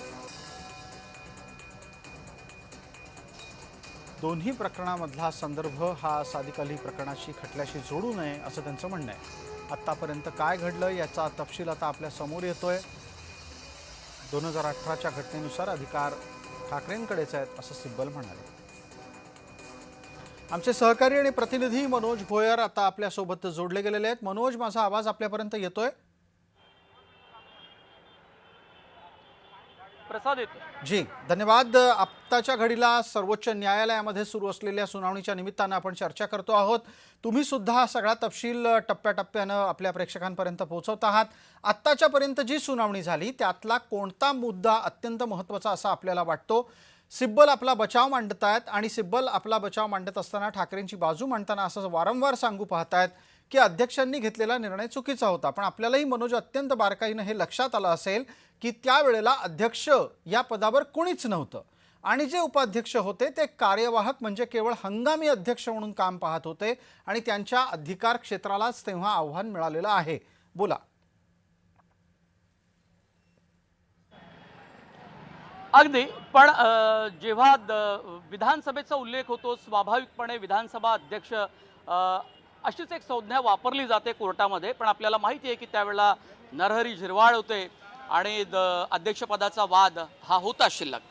आता माझ्याकडे सांगण्यासारखं म्हणजे दोन गोष्टी महत्त्वाच्या आहेत. एक तर की पॉईंट्स आपल्याला जे दिसत आहेत या सुनावणीमध्ये आणि दीर्घकाळ चाललेली ही जी काही सुनावणी आणि त्यातले काही महत्त्वाचे युक्तिवाद आहे त्याचा प्रतिवाद करण्याचा प्रयत्न हा एकनाथ शिंदे गटाच्या वकिलांकडून म्हणजे शिंदेंकडूनच होणार आहेत. ते नेमके त्यांचे मुद्दे कुठले कुठले असू शकतात हे सुद्धा आपण या दरम्यान आपण पाहणार आहोत. आता मला जे काही महत्त्वाचे मुद्दे दिसतात ते म्हणजे शिवसेना कुणाची, धनुष्यबाण कुणाचा, हा सुप्रीम कोर्टातला अत्यंत निर्णायक युक्तिवाद जरी सुरू असला तरी सुद्धा एक अत्यंत महत्त्वाची गोष्ट या निमित्तानं आहे की पक्षाच्या संघटनात्मक नियंत्रणाबाबत केलेली जी काही निरीक्षणे आहेत ठाकरे गटाच्या युक्तिवादात जी अत्यंत महत्त्वाची ठरू शकतात आणि सर्वोच्च म्हणजे या निवडणूक आयोगाचा जो काही निकाल आहे तो कसा बरोबर आहे हे सांगण्याचा प्रयत्न हा शिंदेच्या गटाकडून होईल. कपिल सिब्बलांचा शिंदे गटांवर थेट हल्ला असा आहे की आमदारांच्या फुटीला पक्षातील फूट मानता येणार नाही. हा युक्तिवाद महत्त्वाचा वाटतो कारण ही अंतिम टप्प्यातली सुनावणी आहे. दुसरं म्हणजे आमदार अपात्र आहेत की नाही हा मुद्दा केंद्रस्थानी आहे. अपात्रतेचा प्रश्न प्रलंबित असताना पक्षाची ओळख तुम्ही कशी काय ठरवू शकता आणि तिला काय मजबूती देऊ शकता यावर एक महत्त्वाचा युक्तिवाद आणि त्याला आव्हान देण्यात आलेलं आहे. विधिमंडळ पक्षातील फूट म्हणजे राजकीय पक्षातील फूट नव्हे असा सिब्बलांचा जोरदार युक्तिवाद आपल्याला दिसतोय आणि तो वारंवार त्यांच्या सुनावणी दरम्यान आपल्याला पाहायला मिळतो. मुळात निवडणूक आयोगाच्या निर्णय प्रक्रियेवर जो काही ठाकरे गटाचा आक्षेप आहे तो महत्त्वाचा आणि आयोगानं कोणत्या आधारावर शिंदे गटाला खरी शिवसेना मानली याचा उल्लेख मात्र युक्तिवादादरम्यान वारंवार केला जातो. बिलकुल आपण जोडलेले राहा. मी या निमित्तानं आपले आणखी एक सहकारी शुभम उमाळे आपल्या सोबत आहेत त्यांच्यापर्यंत पोहोचतो आणि मग परत मनोज भोयर यांच्यापर्यंत आपण जाणार आहोत. शुभम, मनोज भोयर आपले वरिष्ठ सहकारी आपल्या सोबत आहेत. ते थोड्या वेळापूर्वी असं सांगत होते की जे काही कपिल सिब्बल मांडू पाहतायत त्याचा प्रतिवाद हा स्वाभाविकरित्या येत्या काळामध्ये आपल्याला शिंदेंकडून होताना दिसेल.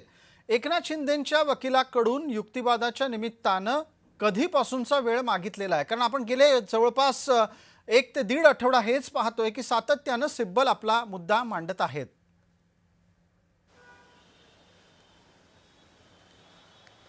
अर्थातच कपिल सिब्बल यांनी कोर्टापुढे वेळ मागितली होती की मला माझं बोलणं मांडायचं आहे, मला युक्तिवाद जो आहे तो करायचा आहे. कोर्टापुढे संपूर्ण बाजू जी आहे उद्धव ठाकरेंचीही मांडायची आणि त्यानुसार मागील 2 आठवड्यांपासून सुनावणी जी आहे ती सुप्रीम कोर्टात शिवसेना पक्ष आणि चिन्हाबाबत उद्धव ठाकरे यांचे जे वकील आहेत कपिल सिब्बल यांच्याकडनं करण्यात येत आहे. अशामध्येच आज कुठेतरी अंतिम युक्तिवाद हा कपिल सिब्बल यांच्याकडनं करण्यात येईल असं वारंवार सांगण्यात येत आहे. स्वतः खासदार संजय राऊत यांनी देखील ही गोष्ट जी आहे त्यांच्या पत्रकार परिषदेमध्ये सांगितली आहे. अशामध्येच आज कुठेतरी या संपूर्ण युक्तिवादाची सांगता जी आहे ती होईल असा एक अंदाज व्यक्त होऊ शकतो कारण की ज्यानुसार संजय राऊत यांनी या गोष्टीचा दाखला दिलेला आहे त्यामुळे पूर्णतः माहिती बिलकुल. शुभम, एक ताजा तपशील येतोय, पटकन तो आधी प्रेक्षकांपर्यंत नेऊयात. आजची सुनावणी संपलेली आहे.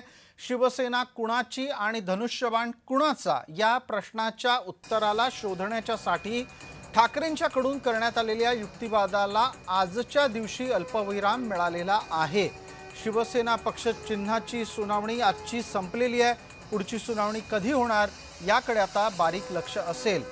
या निमित्तानं पटकन आमचे सहकारी मनोज भोयर यांच्यापर्यंत जाऊयात. मनोज, आपण पाहताय आणि आपलं लक्ष बारीक अत्यंत पद्धतीनं सर्वोच्च न्यायालयातल्या या खटल्याकडे आहे. आजची सुनावणी संपली आहे, पुढच्या सुनावणीबद्दलचं काय निश्चित झालंय? अर्थात त्यातले 4 एक महत्त्वाचे मुद्दे मला दिसतात, पण त्या अगोदर एक महत्त्वाचा मुद्दा जो राहिला कपिल सिब्बल यांच्या युक्तिवादातला तो असा आहे की शिवसेनेच्या संघटनात्मक रचनेचा मुद्दा अत्यंत महत्त्वाचा आहे असं म्हणाले की पक्षाची घटना, राष्ट्रीय कार्यकारिणी आणि पक्षप्रमुखांचे अधिकार यावर युक्तिवाद आहे. दलबदलाला प्रोत्साहन मिळेल असा कायद्याचा अर्थ लावू नका असा युक्तिवाद, जोरदार युक्तिवाद हा यांनी केला आहे. आणि दुसरं म्हणजे सुप्रीम कोर्टाचं एक महत्त्वाचं निरीक्षण आहे, कारण हे अत्यंत महत्त्वाच्या वळणावर अत्यंत महत्त्वाचं युक्तिवाद की लोकशाही जिवंत ठेवण्याची जबाबदारी केवळ न्यायालयाची नाही, ती सामूहिक असल्याचा त्यांचं म्हणणं आहे. आता शिंदे गटांचे संभाव्य युक्तिवाद काय असू शकतो ज्याचा मी उल्लेख केला होता की आम्ही फुटलो नाही, आम्हीच खरी शिवसेना. आपल्याला लक्षात असेल की हे केवळ कोर्टात नव्हे, सातत्यानं बाहेर सुद्धा ते असं म्हणतात त्यांचे नेते की शिंदे गट म्हणू शकतो की हा केवळ काही आमदारांच्या बंडाचा प्रश्न नाही, पक्षातील मोठ्या संख्येनं आमदार, खासदार आणि संघटनात्मक पदाधिकारी आमच्या सोबत होते. म्हणून तुम्हाला आठवत असेल की राष्ट्रवादी काँग्रेस पक्षामध्ये पदाधिकारी, कार्यकर्त्यांच्या सह्यांचे बांड आणि कागदपत्र हे मोठ्या प्रमाणात कोर्टात पोहोचवण्यासाठी जमवाजमव सुरू होती आणि तोच प्रकार हा ठाकरे आणि शिंदे गटामध्ये होता. तो अत्यंत महत्त्वाचा यावेळेला ठरू शकतो. विधिमंडळातील बहुमत दुर्लक्षित करता येणार नाही असा त्यांचा युक्तिवाद हा शिंदेंचा असू शकतो, कारण 2022 मध्ये मोठ्या संख्येनं शिवसेना आमदार त्यांच्या बाजूला होते, त्यामुळे निवडणूक आयोगानं बहुमताचा निकष वापरणं चुकीचं नव्हतं असा आयोगाच्या समर्थनार्थ युक्तिवाद असू शकतो. पक्ष आणि विधिमंडळ पक्ष पूर्णपणे वेगळे मानता येणार नाहीत हाही युक्तिवाद आपण लक्षात घेतला पाहिजे की political party plus legislature party असा युक्तिवाद ठाकरे गट करतोय. पण शिंदे गट त्याला प्रत्युत्तर देताना सांगू शकतो की विधिमंडळातील निवडून आलेले प्रतिनिधी हे पक्षाच्या लोकशाही ताकदीचा अत्यंत महत्त्वाचा भाग आहे. जी निवडणूक आयोगाला पॅराग्राफ 15 अंतर्गत अधिकार आहे असा युक्तिवाद ते करू शकतात. हा जी महत्त्वाचा जी जी आपण जोडलेले राहा. शुभम उमाळे यांच्यापर्यंत पोहोचूयात. शुभम उमाळे, एक नवा तपशील असा आहे की सिब्बल यांचा युक्तिवाद अद्यापही संपत नाहीये आणि शुभम उमाळे, आपल्याला हे लक्षात घ्यायला लागेल की सिब्बल यांचा युक्तिवाद लांबत चाललेला आहे. ते आणखी काही वेळ घेऊ पाहतायत. त्यांनी उद्याचा पण दिवस मागून घेतलाय. सिब्बल एवढा वेळ का मागतायत सातत्यानं?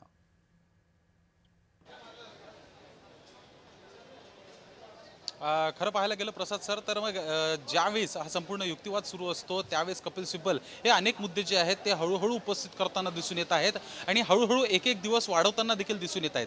कुठेतरी हा पक्ष आणि चिन्हाचा जरी मुद्दा असला तरी मात्र हे संपूर्ण एक कुठेतरी ज्यानुसार हा खटला सुरू आहे त्या खटल्यामध्ये कपिल सिब्बल हे उद्धव ठाकरे यांचे एक वकील आहेत आणि वकील असल्या कारणामुळे त्यांची देखील एक मोठं मानधन आहे आणि या मानधनाची संपूर्ण एक प्रक्रिया समजा पाहायला गेली तर प्रत्येक तारखेनुसार होत असते. त्यामुळे वाढणाऱ्या प्रत्येक तारखेनुसार कुठेतरी मानधन हे देखील आता वाढतं. अशामध्ये समजा पाहायला गेलं तर युक्तिवाद हा आजचा सुनावणी जी आहे ती संपलेली आहे आणि अशामध्येच उद्या पुन्हा एकदा कपिल सिब्बल आपला युक्तिवाद करणार आहेत.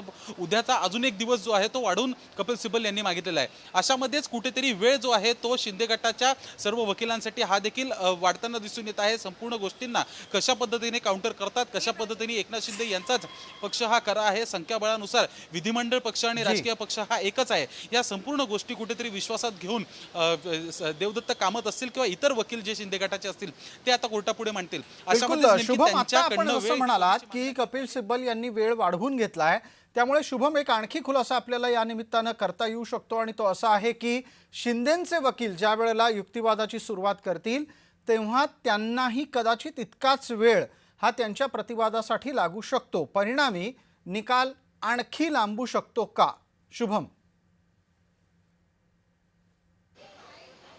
जी अर्थातच या संपूर्ण सुनावण्या दोन्ही पक्षाच्या जरी कोणत्याही तारखेला संपत असतील, जो वेळ वाढत आहे त्याच्यामध्ये वाढता वेळ पाहता या सुनावण्या संपल्यानंतर निकालासाठी देखील एक वेगळी तारीख देण्यात येईल आणि त्या वेगळ्या तारखेवरच अवलंबून आहे की निकाल हा आता किती वेळाने लागेल किंवा याला अजून किती कालावधी हा लागू शकतो. अनेक कोर्टामध्ये समजा पाहायला गेलं, सुप्रीम कोर्ट असेल किंवा मग डिस्ट्रिक्ट कोर्ट असेल किंवा अनेक कोर्टमध्ये अनेक खटले हे अजून देखील सुरू आहेत. इतकंच नाही तर निवडणूक आयोगाच्या विरुद्धमध्ये असलेले खटले हे देखील अजून सुरू आहेत. अशा अशामध्ये समजा शिवसेना पक्ष आणि चिन्हाबाबतचा निर्णयाची सुनावणी करण्यासाठी किंवा निकाल वाचन करण्यासाठी कोर्टाने एखादी तारीख दिली तर ती नेमकी कधीची असेल आणि यामध्ये देखील अजून किती कालावधी जाईल याच्याबद्दल कोणत्याही प्रकारे निश्चिती ही नाहीये. अशामध्येच तोपर्यंत धाकधूक ही दोन्ही उद्धव ठाकरे यांना देखील असणार आहे आणि एकनाथ शिंदे यांना देखील असणार आहे. पण या संपूर्ण प्रकरणामध्ये पाहायला गेलं तर कपिल सिब्बल यांनी जो वेळ आता वाढवून घेतलेला आहे, तिसरा आठवडा सुरू झालेला आहे, 6 दिवस संपूर्ण झालेले आहेत. एवढाच वेळ शिंदे गटाला लागू शकतो का की संपूर्ण गोष्टी त्या आवरत्या घेत संपूर्ण आपला युक्तिवाद हा संपून मात्र फक्त निकाल काय असेल, कोर्ट काय सांगेल याच्या पुढे आपले डोळे ठेवतात हे पाहणं महत्त्वाचं असणार आहे. बिलकुल शुभम, आपण या निमित्तानं चर्चेच्या पुढच्या टप्प्यात आपल्यापर्यंत येऊच. आता पटकन आपले सहकारी मनोज भोयर यांच्यापर्यंत जाणार आहोत. दरम्यान आत्ताचा एक जो तपशील आपल्या समोर आहे तो एकदा पटकन वाचतो. शिवसेना कुणाची आणि चिन्ह कुणाचं याच्या संदर्भातली किमान आजची सुनावणी संपली आहे. म्हणजे आजचा युक्तिवाद हा थांबला आहे, तो अल्पविरामासाठी थांबलाय, कारण उद्या दुपारी 4 वाजेपर्यंत युक्तिवाद पुन्हा सुरू होऊ शकतो, म्हणजे चालू शकतो. सिब्बल यांनी वेळ वाढवून घेतलेली आहे. मनोज भोयर यांच्यापर्यंत पटकन पोहोचूयात. मनोज भोयर आपले सहकारी आहेत, आपल्यासोबत जोडले गेलेले आहेत आणि माझा आवाज त्यांच्यापर्यंत जातोय अशी अपेक्षा आहे. मनोज, आपण ही सगळी सुनावणीची एकूणच प्रक्रिया पाहत असताना युक्तिवादाच्या निमित्तानं सिब्बल यांनी जितके दिवस घेतले त्याच्यानंतर आता शिंदेंचा जेव्हा युक्तिवाद सुरू होईल तेव्हा त्यांची काय प्रामुख्यानं बचावाची अस्त्र असतील? बघा प्रसाद, म्हणजे या सुप्रीम कोर्टातल्या पक्षचिन्ह आणि काही महत्त्वाच्या मुद्द्यावर जी सुनावणी सुरू आहे, गेल्या काही दिवसात आपल्या म्हणजे सामान्य माणसांची उत्सुकता खूप शिगेला पोहोचली आहे आणि माध्यमांमध्ये याच्या ठळक बातम्या होत आहेत. मधल्या भागामध्ये काही होत नव्हतं, त्यापूर्वी सुद्धा वाटत होतं की सुनावणी अत्यंत रटाळ पद्धतीने चालली आणि तेच ते मुद्दे येत आहेत. पण आत्ताच्या घडीला मात्र आपल्याला हे लक्षात घ्यायला पाहिजे की प्रतिवाद करताना शिंदे गटाचे मुद्दे हे कोणते असतील. त्यामुळे सामान्य माणसांची उत्सुकता सुद्धा शिगेला पोहोचली आहे. त्यामुळे शिंदे गटासाठी सर्वात मोठं आव्हान, आणि त्यातही हे आव्हान पेलताना, त्याला सामोरं जाताना कोर्टाचे 2 निरीक्षण मी तुम्हाला वाचून दाखवतो. ते म्हणजे सुप्रीम कोर्टानं अलीकडेच म्हटलं होतं की फक्त आमदारांचं संख्याबळ म्हणजे पक्षाचं बहुमत असं सरळ समीकरण आपल्याला करता येणार नाही आणि खरा पक्ष ठरवण्यासाठी स्पष्ट निकष त्यासाठी आवश्यक आहेत. दुसरं महत्त्वाचं निरीक्षण लक्षात घ्यायला पाहिजे, ते सुनावणी दरम्यान आपल्याला त्यांना सामोरं जावं लागेल की राजकीय पक्षांचे वैध निर्देश विधिमंडळ पक्षातील बहुमतापेक्षा वरचढ ठरू शकतात. आता शिंदे गटाची बाजू मांडताना हे महत्त्वाचे मुद्दे जे मांडले गेलेले आहेत, निरीक्षणं आणि कोर्टात म्हणजे कपिल सिब्बलांचे युक्तिवाद, त्याचा प्रतिवाद करता येईलच. पण असं आहे की कोर्टाच्या सुनावणीत आपण पाहतो की वकील आपली सगळी प्रतिभा कौशल्य पणास लावून युक्तिवाद करत असतात, कायद्याचा कीस पाडतात. पण कपिल सिब्बल हे अत्यंत विद्वान वकील तर आहेतच आणि राजकीय नेते सुद्धा आहेत, खासदार सुद्धा आहेत राज्यसभेतले. पण त्यांचा प्रतिवाद कोण करतं ते नाव कदाचित आता पुढे आलं नसेल, कोर्टात जेव्हा परत सुनावणी सुरू होईल त्यावेळेला येईल. पण जरा त्यांची उत्सुकता पण खूप ताणली असेल की याचा लवकरात लवकर आपण प्रतिवाद करायला पाहिजे. पण कपिल सिब्बल मात्र पुन्हा एकदा वेळ वाढून घेत आहेत. शिंदे गटाची बाजू एका ओळीत जर आपल्याला मांडायची झाली तर आम्ही पक्ष सोडलेला नाही, आम्ही शिवसेना आहोत. आमदारांचं बहुमत, पक्षातील समर्थन आणि निवडणूक आयोगाचा पॅराग्राफ 15 अंतर्गतचा अधिकार या 3 आधारावर शिंदे गटांची बाजू उभी राहू शकते. ठीक आहे. शुभम उमाळे आपल्यापर्यंत पटकन येतो. आमचे सहकारी आणि प्रतिनिधी शुभम उमाळेही आता आपल्यासोबत आहेत. शुभम, याच पद्धतीने जर समजा हा निकाल दर युक्तिवादाच्या साठी थांबत वाट पाहत राहिला, अर्थात नैसर्गिक न्यायानं ते गरजेचं सुद्धा आहे, तर अंदाजे निकाल याला आणखी किती दिवस लागू शकतील? कारण येत्या काही दिवसामध्ये सण आणि सुनावण्या या दोन्ही जवळपास येतील, त्याही सुट्ट्या कदाचित आपल्याला पाहायला मिळू शकतात.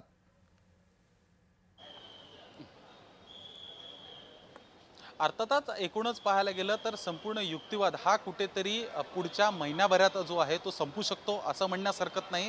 तर मात्र निकाल हा कुठेतरी पाहायला गेलं तर अजून 1-2 महिन्याचा कालावधी घेऊ शकतो आणि अशाच पद्धतीची चर्चा ही राजकीय वर्तुळात देखील सुरू आहे. अशामध्येच पाहायला गेलं तर साधारणतः अंदाजे म्हणजे याच्या पाठी कोणताही एक वेगळा निष्कर्ष नाही, पण अंदाजे 2 महिन्यांचा कालावधी हा निकाल येण्यासाठी लागू शकतो. अशा पद्धतीने संपूर्ण राजकीय वर्तुळात देखील चर्चा सुरू आहे आणि तशीच चर्चा वेगवेगळ्या ठिकाणी सुरू असतानाची दिसून येते. अशामध्येच समजा पाहायला गेलं तर ज्यानुसार कपिल सिब्बल यांचा हा युक्तिवाद संपेल त्यावर नेमकं शिंदे गटाकडनं किती वेळ घेण्यात येतो, त्यांचे वकील किती वेळ घेतात. मनोज सर आता काही वेळ आधी बोलत होते की नेमका युक्तिवाद कोण करणार, पण माझ्यापर्यंत असलेल्या माहितीनुसार देवदत्त कामत हा युक्तिवाद करू शकतात अशा पद्धतीने चर्चा ही सातत्याने सुरू आहे. आणि त्यानुसारच कपिल सिब्बल यांच्यासाठी यांनी जे प्रश्न उपस्थित केलेले आहेत, त्यांनी संपूर्ण जो युक्तिवाद केलेला आहे त्याच्या विरुद्ध बोलण्यासाठी आणि एकनाथ शिंदे यांची बाजू मांडण्यासाठी देवदत्त कामत हे कदाचित युक्तिवाद करू शकतात असा एक अंदाज व्यक्त होत आहे. त्यामुळे नेमका आता कामत समजा युक्तिवादासाठी सुरुवात करतील तर ती नेमकी तारीख कधीची मागतात, याच आठवड्याची असेल की पुढच्या आठवड्यातली असेल की कोर्टाने जी दिलेली तारीख आहे त्यानुसारच त्यांचं देखील म्हणणं मांडण्याची वेळ मिळते. अशा अनेक गोष्टी ज्या आहेत ज्याचा अंदाज नाही लावू शकत असे प्रश्न अजून उपस्थित होतात. अशामध्येच या सर्व प्रश्नांनंतर जे आहे युक्तिवादाची सुरुवात, युक्तिवादासाठी लागणारा वेळ मर्यादा, त्याच्यानंतर मात्र कोर्ट जे आहे बेंच जे आहे, सर्व सरन्यायाधीश जे आहेत त्या संपूर्ण या प्रकरणावर कुठेतरी विचार करतील.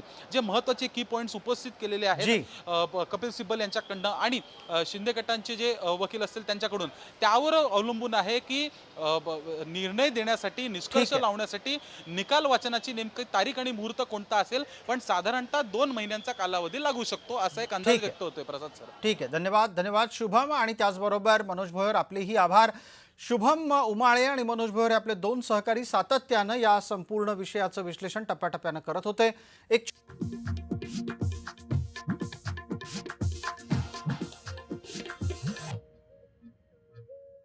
शिवसेना पक्ष चिन्ह सुनावणी सुरू झालेली आहे. ठाकरेंच्या युक्तिवादानंतर आज शिवसेनेकडून युक्तिवादाची शक्यता आहे. सर्वोच्च न्यायालयामध्ये सुनावणीला सुरुवात होणार आहे. आजही कपिल सिब्बलांचा युक्तिवाद सध्या सुरू झालेला आहे आणि या सगळ्या पार्श्वभूमीवरती आजच्या सुनावणीमध्ये काय होतं हे सुद्धा पाहणं तितकंच निर्णायक ठरणार आहे. कारण याच्या आधी सुद्धा सुनावणीमध्ये कपिल सिब्बलांनी युक्तिवाद केलेला होता. आजच्या सुनावणीच्या पार्श्वभूमीवर कपिल सिब्बलांचा युक्तिवाद पुन्हा एकदा सुरू झालेला आहे. पक्षाची खरी ओळख, विधिमंडळातील बहुमत विरुद्ध संघटनात्मक बहुमत आणि निवडणूक आयोगाचा अधिकार आणि आमदार अपात्रता या मुद्द्यांभोवती ही आजची सुनावणी फिरण्याची शक्यता आहे. आणि या सगळ्या पार्श्वभूमीवरती मागच्या युक्तिवादानंतरही त्यांनी याच मुद्द्यावरती आयोगाच्या निर्णयांवरती काही प्रश्न उपस्थित केले होते. त्यानंतर कोर्टाकडून सुद्धा त्यांना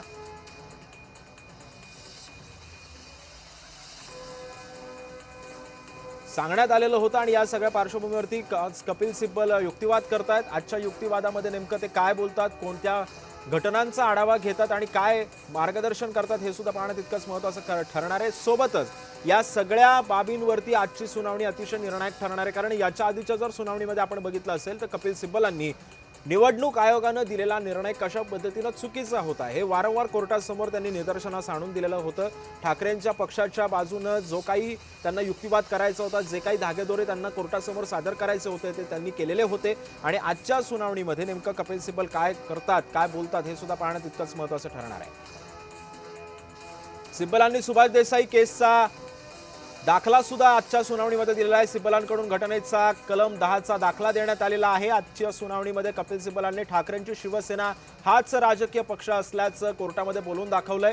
ठाकरेंची शिवसेना हाच राजकीय पक्ष एकमेव आहे. सिब्बलांनी सुभाष देसाई केसचा सुद्धा दाखला दिलेला होता आणि या सगळ्या पार्श्वभूमीवरची आजची सुनावणी ही निर्णायक ठरणार आहे.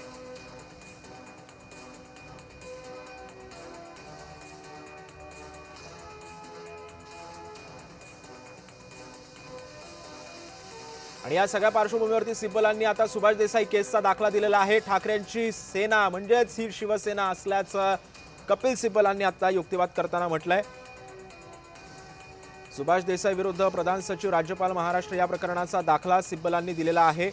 आणि या सगळ्या पार्श्वभूमीवरती नेमकं कोर्ट आता काय आपली भूमिका मांडतं हे सुद्धा पाहणं तितकंच महत्त्वाचं ठरणार आहे. कारण कपिल सिब्बलांनी याच्या आधीचं जर आपण बघितलं असेल तर या आधीच्या सुनावण्यांमध्ये सुद्धा आमदार अपात्रता असेल आणि 10व्या परिच्छेदाचा जरी त्यांनी दाखला वारंवार देत असतील तरी सुद्धा जो काही निर्णय गेल्या काही वर्षांपूर्वी निवडणूक आयोगाने दिलेला होता, एकनाथ शिंदेंकडे पक्ष आणि चिन्ह हे गेलेलं होतं, हा निर्णय कशा पद्धतीनं चुकीचा निवडणूक आयोगाने दिलेला होता हा एकंदरीत सांगण्याचा कुठेतरी प्रयत्न हा कपिल सिब्बलांनी आपल्या युक्तिवादातून केलेला होता. आजच्या सुनावणीमध्ये सुद्धा आता कपिल सिब्बल काय युक्तिवाद करतात हे सुद्धा पाहणं तितकंच महत्त्वाचं ठरणार आहे. 2018च्या घटनेनुसार सर्वाधिक ठाकरेंच्या बाजूने कल होता. पक्ष विलीन होणं ठीक आहे, पण त्यावरचा दावा करणं चूक असल्याचं सिब्बल आपल्या युक्तिवादातून म्हणतायत.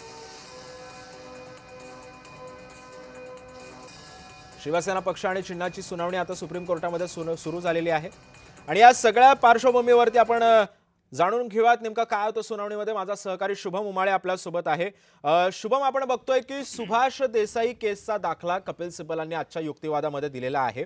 नेमका कोणता कायदेशीर मुद्दा अधोरेखित करायचं बघतायत आपल्या युक्तिवादामध्ये कपिल सिब्बल, काय माहितीये?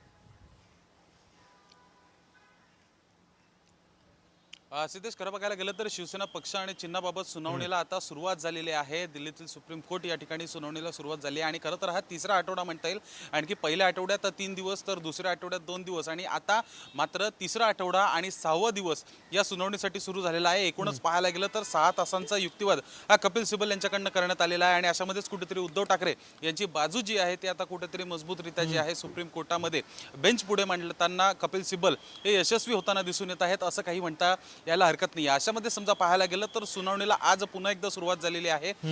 खरं तर आज युक्तिवाद संपेल असं स्वतः खासदार संजय राऊत यांनी देखील सांगितलेलं आहे. त्यामुळे कदाचित आज कपिल सिब्बल यांचा युक्तिवाद संपल्यानंतर आजच जे आहे शिवसेना शिंदे गटाचे जे सर्व वकील आहेत ते सगळे आपला युक्तिवाद करणार का हे प्रामुख्याने पाहायला लागेल. अर्थातच संपूर्ण युक्तिवादाचा हा संपूर्ण कार्यकाळ बघितला, ज्या सुनावणीचा कार्यकाळ बघितला, यामध्ये निवडणूक आयोगाच्या विरोधात कपिल सिब्बल यांनी आपले अनेक महत्त्वाचे मुद्दे उपस्थित केलेले आहेत.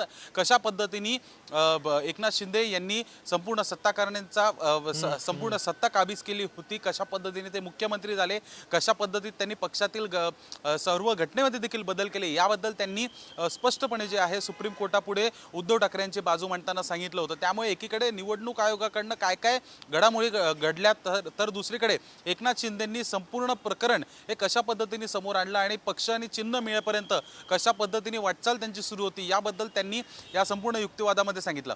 अशामध्येच पाहायला गेलं तर आजचा देखील युक्तिवाद हा अत्यंत महत्त्वाचा मानला जातोय, कारण की कदाचित आज समजा शेवटचं असेल तर ते क्लोजिंग काय घेतील, क्लोजिंग कशा पद्धतीने त्यांची असणार आहे या संपूर्ण युक्तिवादाबद्दलची हे पाहणं अत्यंत महत्त्वाचं असणार आहे. कारण की आजच्या युक्तिवादावर किंवा आजच्या तारखेवरच नेमकं आता अंतिम युक्तिवाद असा म्हणता येणार आहे आणि याच अंतिम युक्तिवादावर संपूर्ण ही केस जी आहे ती अवलंबून आहे. या युक्तिवादाच्या अनुषंगानेच किंवा निदर्शनातच सुप्रीम कोर्ट जे आहे आपला निर्णय घेताना जे आहे ज्यावेळेस निर्णय देण्याचं काम येईल, ज्यावेळेस निकाल वाचण्याचं काम येईल, त्यावेळेस देखील निर्णय घेण्यासाठी अत्यंत महत्त्वाचं हा अंतिम युक्तिवाद मानला जाणार आहे. अशामध्येच पाहायला गेलं तर आता पुन्हा एकदा जे आहे सुनावणीसाठी सुरुवात झालेली आहे, त्याचे अपडेट्स जे आहेत ते समोर येत आहेत आणि अशामध्येच आजच्या सुनावणीमध्ये कपिल सिब्बल नेमकं काय काय बोलत आहेत याचे हे जे आहेत ते आता समोर येत आहेत. समजा पाहायला गेलं तर आमदार अपात्रता प्रकरणात विधानसभा अध्यक्षांनी चुकीचा निर्णय दिलेला आहे असा युक्तिवाद आता सिब्बल यांच्याकडनं करण्यात आलेला आहे. त्यामुळे एकीकडे निवडणूक आयोगाच्या विरोधात मागील सर्व तारखांमध्ये त्यांनी युक्तिवाद केला होता, तर आज मात्र सुरुवातीलाच त्यांनी जे आहे विधानसभा अध्यक्ष यांनी चुकीचा निकाल दिला आहे, चुकीचा निर्णय दिला हे सिब्बल आता म्हणतात. अर्थातच त्यावेळेस तत्कालीन विधानसभा अध्यक्ष राहुल नार्वेकर हे होते आणि त्यांनी पण अनेकदा अशा सुनावण्या घेतल्या होत्या आणि त्याच दरम्यान कुठेतरी संपूर्ण बाजू जी आहे त्यांनी ही संपूर्ण बाजू जी आहे ती समोरच दिली होती, एकनाथ शिंदे यांच्या बाजूने दिली होती आणि त्यामुळेच कुठेतरी पाहायला गेलं कपिल सिब्बल असं म्हणाले होते ज्या सुभाष देसाई केसचा जो काही दाखला आता त्यांनी युक्तिवादामध्ये दिलेला आहे, या केसच्या दाखल्याचा परिणाम हा थेट शिवसेना पक्ष आणि चिन्हावरती होऊ शकतो का? नाही, अर्थातच ज्या पद्धतीचे दाखले सातत्याने कपिल सिब्बल यांनी दिलेले आहेत तर त्यामुळे कुठेतरी हे महत्त्वाचे मानले जातात का, किंवा नेमकं त्यावेळेस कोणत्या परिस्थिती होत्या, त्यावेळेस कोणत्या प्रकारच्या सर्व घटना ज्या होत्या घडल्या होत्या त्यावरच अवलंबून आहे. शिवसेना पक्ष आणि चिन्हाबाबतची घटना ही अत्यंत आजपर्यंत घडलेल्या सगळ्या केसपेक्षा वेगळी केस आहे, पण कुठेतरी अनेक ज्या प्रलंबित निवडणूक आयोगाच्या विरोधात संपूर्ण खटले सुरू आहेत त्यांच्यासाठी देखील एक महत्त्वाचा निर्णय हा शिवसेना पक्ष आणि चिन्ह बाबत झाला तर तो मांडण्यात येऊ शकतो. नेमका आता या खटल्यामध्ये या गोष्टींचा संपूर्ण समजा ते कुठेतरी हे देत असतील, एक स्वतःची बाजू मजबूत करण्यासाठी, स्ट्रॉंग करण्यासाठी कुठेतरी त्याचा एक आधार घेण्याचा प्रयत्न करत असतील तर कोर्ट तो कितपत ग्राह्य धरतो, कोर्ट तो ग्राह्य धरतो की नाही. इतकंच नाही तर त्यावेळेसच्या दाखल्यांनुसार किंवा त्यावेळेसच्या युक्तिवादामध्ये जे त्यावेळेस वकिलांनी केलं होतं त्यामधला कुठला मुद्दा या मुद्द्याशी शिवसेना पक्ष आणि चिन्हाशी कुठेतरी मॅच मॅच होतो का किंवा मग आपण त्याचा आधार घेऊ शकतो का त्यावेळेस झालेल्या निरीक्षणाचा, यावरच अवलंबून आहे की कितपत महत्त्व हे देण्यात येतं. त्यामुळे कुठेतरी आता जे न्यायाधीश या ठिकाणी बसलेले आहेत बेंचवर, त्यांच्यावरच आहे की ज्या ज्या प्रकारचे संपूर्ण आधार देणाऱ्या गोष्टी ज्या उद्धव ठाकरेंच्या बाजूनी होतील त्या कितपत ग्राह्य धरायच्या की नाही धरायच्या याबद्दल आता कोर्ट आणि न्यायमूर्ती जे आहे हेच ठरवतील. सिद्धेश. नक्कीच. पण या सगळ्या पार्श्वभूमीवरती शुभम आपण बघितलं असेल की जे विधिमंडळामधलं जे काही बहुमत होतं आणि जे मूळ पक्षामधलं असलेलं जे बहुमत होतं, या एकंदरीत सगळा हा जो काही फरक आहे तो सुभाष देसाई केसच्या दाखल्यावरून कुठेतरी दाखवण्याचा प्रयत्न करतायत का कपिल सिब्बल आजच्या युक्तिवादामध्ये? कसं बघायचं आजच्या युक्तिवादाकडे? अर्थातच विधिमंडळ पक्ष वेगळा आणि राजकीय पक्ष वेगळा याबद्दल जेव्हा स्पष्टपणे युक्तिवाद करण्यात आला होता तेव्हा समजलं होतं की एकनाथ शिंदे यांच्याकडे 30 ते 31 आमदार आणि मंत्री हे आहेत आणि इतकंच नाही तर मग पक्ष जो आहे तो पूर्ण तो 19 लाख सदस्यांचा आहे. त्यामुळे 20 लाख जरी आपण पकडलं तरी मग इतक्या मोठ्या संख्येने संपूर्ण महाराष्ट्रातनं सदस्य हे या संपूर्ण पक्षामध्ये जोडले गेले होते. सिद्धेश, काही अपडेट येत आहेत समोर. याच्यामध्ये आता युक्तिवादादरम्यान सिब्बल असं बोलतात की आम्हाला व्हिप जारी करण्याचा अधिकार आहे आणि संसदेत पक्षाचा नेता कोण होणार हे निदर्शनात करण्याचा अधिकार त्या व्हिपला आहे. हा निर्णय अध्यक्षांना घ्यावा लागेल. प्रश्न हा आहे की 2018ची पक्षघटना, सत्ता संरचना आणि पक्षाचे नेतृत्व 1999च्या घटनेनुसारच आहे असं सिब्बल या ठिकाणी बोलत आहेत. त्यामुळे हे जे बदल करण्यात आले होते त्याचा एक कुठेतरी स्ट्रॉंग पॉईंट म्हणजे ज्यानुसार अंतिम सुनावणीच्या दिशेला कपिल सिब्बल जाताना दिसून येत आहेत, त्यामुळे कुठेतरी ठळक मुद्दे आणि थेट अनेक गोष्टींच्या आधारे किंवा पुराव्यांसहित या ठिकाणी घेताना दिसून येत आहेत, ज्यामध्ये ते म्हणतात की 1999ची जी घटना आहे त्यानुसारच संपूर्ण घटना जी आहे ती सुरू होती आणि अध्यक्षांना याबद्दलचा निर्णय जो आहे तो घ्यावा लागेल असं देखील ते बोलत आहेत. प्रश्न एवढा आहे की 2018ची पक्षघटना ही सत्ता संरचना ही पक्ष नेतृत्व हे 1999 पासूनच्या अशाच पद्धतीने सुरू असल्याचं हे त्या ठिकाणी बोलत आहेत. इतकंच नाही तर व्हिप बद्दल देखील ते या ठिकाणी बोलतात की आम्हाला व्हिप जारी करण्याचा अधिकार आहे आणि संसदेत पक्षाचा नेता कोण होणार हे निदर्शित करण्याचा अधिकार त्या व्हिपला आहे. त्यामुळे जो व्हिप बजावण्यात आला होता आणि ज्या व्हिप नंतर सगळे खासदार जे एकनाथ शिंदेसोबत गेले होते ते उद्धव ठाकरेंच्या विधिमंडळ पक्षाचा जो गटनेता होता त्यांच्या व्हिपवर आले नव्हते, त्या दरम्यान या ठिकाणी उल्लेख होत आहे. आणि कुठेतरी या संपूर्ण कालावधीत जो आता मागील 4 दिवसांचा कालावधी गेला त्या याच्यामध्ये कुठेतरी अभ्यास जो आहे तो आता समोर आलेला आहे की व्हिप जारी करण्यामागच्या संपूर्ण ज्या नियमावली या संविधानानुसार या घटनेमध्ये लिहिलेल्या आहेत त्याच्या आधारित समजा हा व्हिप मांडल्यानंतर हे सगळे आमदार आले नाहीत तर मग त्या पद्धतीचे सगळे निर्णय घेण्याचा अधिकार हा गटनेत्याकडे असतो असं देखील आता सिब्बल कोर्टापुढे सांगू पाहत आहेत. सिद्धेश. बरं, पण जर असं जसं तू आता बोलताना जो काही उल्लेख केलेला होता 2018च्या घटनेनुसार, 2000 घटनेच्या जर तो जो नियम आहे तो जर ग्राह्य धरला तर शिवसेना बाजू म्हणजे शिवसेना पक्षावरती जो काही शिक्कामोर्तब आहे तो ठाकरेंच्या बाजूने हा कल गेल्याचं पाहायला मिळतं का एकंदरीत या सगळ्या मुद्द्यावरून जर तो ग्राह्य धरला कोर्टामध्ये तर? नक्कीच. समजा तो ग्राह्य धरला जातो तर मग कुठेतरी ठाकरेंच्या बाजूने निकाल जाण्यासाठी एक मोठी मदत या मुद्द्यामुळे होऊ शकते आणि सिब्बल हेच कुठेतरी कोर्टाला पहिल्या दिवशीच्या सुनावणीपासून पटवण्याचा प्रयत्न कोर्टापुढे करताना दिसून येत आहेत की कशानुसार घटना या बदलल्या गेल्यात आणि याच्या आधी म्हणजे ज्यावेळेस एकनाथ शिंदेंनी हा संपूर्ण उठाव केला होता त्यावेळेस आधी जी राष्ट्रीय कार्यकारिणीची बैठक झालेली त्याच्यामध्ये निर्णय कशा पद्धतीने गेले होते. इतकंच नाही तर ज्यावेळेस गटनेता हा निवडला गेला, ज्यावेळेस स्वतः मुख्यमंत्रीपदी उद्धव ठाकरे होते त्यावेळेस त्यांनी त्यांच्या पक्षाचा जो गटनेता निवडला होता आणि ज्यांच्यानुसार व्हिप जारी केला होता त्याबद्दल देखील कपिल सिब्बल हे कोर्टापुढे सांगताना दिसून येत आहेत की कशा पद्धतीने व्हिप हा बजावला होता, गटनेता यांनी हा बजावला होता आणि त्यावेळेस अनुपस्थिती ही या सर्व आमदारांची दिसली होती. सिद्धेश. नक्की. पण आपण एक बघूयात, एक अपडेट आलेली आहे या युक्तिवादासंदर्भातली. शुभम, मी ती घेऊन तुझ्याकडे येतो. कपिल सिब्बल असं आपल्या युक्तिवादामध्ये म्हणतात की आमदार अपात्रता प्रकरणावर बऱ्याच गोष्टी अवलंबून होत्या, संपूर्ण निकाल आमच्या विरोधातला नाहीये असंही कपिल सिब्बल आपल्या युक्तिवादातून म्हणतायत. त्यावेळी तुमची संख्या किती होती असंही सरन्यायाधीशांनी त्यांना विचारलं तेव्हा एकूण 55 आमदार होते, शिंदेकडे 39 गेले असंही कपिल सिब्बल म्हणतायत. ठाकरेंची शिवसेना हाच राजकीय पक्ष आहे असंही सिब्बल म्हणतात. शुभम, अतिशय निर्णायक असा हा युक्तिवाद सध्या सुप्रीम कोर्टामध्ये सुरू आहे. जेव्हा सांगितलं की बहुमत आमच्याकडे होतं, शिंदेसोबत गेलेले आमदार होते 39 आणि आमच्याकडे होते ते 55, असा युक्तिवाद कपिल सिब्बलांनी केला. म्हणजे जो बहुमताचा आकडा होता तो अर्थातच तो ठाकरेंकडे होता. हा जो मुद्दा आहे जो आता कपिल सिब्बलांनी उपस्थित केलाय या आमदारांच्या संख्येच्या वरून आजची जी सुनावणी आहे ती नेमकी कितपत निर्णायक ठरू शकते आणि हा कितपत प्लस पॉईंट ठाकरे गटासाठी ठरू शकतो आजच्या सुनावणीमध्ये?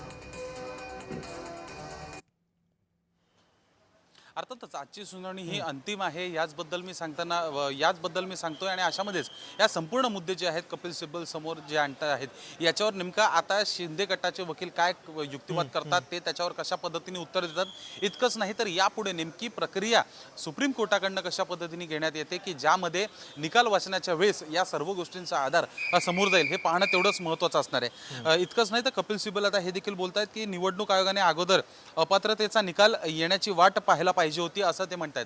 त्यामुळे अपात्रतेची जी संपूर्ण प्रक्रिया जी विधानसभा अध्यक्ष यांच्या दालनामध्ये सुरू होती यांच्याबद्दलची एक सुनावणी जी एका ठिकाणी सुरू होती तर त्याबद्दलची कुठेतरी निवडणूक आयोगाने वाट पाहायला हवी होती आणि त्याच्यानंतरच जो आहे अपात्रतेचा निकाल आल्यानंतर पक्षचिन्ह आणि याच्याबद्दल विचार करायला हवा होता असं सिब्बल या ठिकाणी बोलतायत।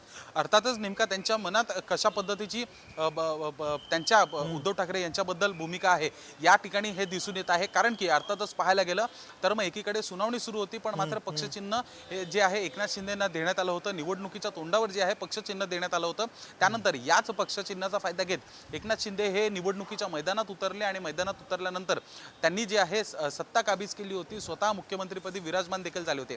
अशामध्ये सिब्बल यांचं असं मत आहे किंवा उद्धव ठाकरे यांच्या संपूर्ण पक्षाचं मत आहे की त्यांनी थोडं थांबायला पाहिजे होतं आणि मग पक्षचिन्ह द्यायला पाहिजे होता ना की त्यांनी लगेचच जो आहे निकाल लावला होता।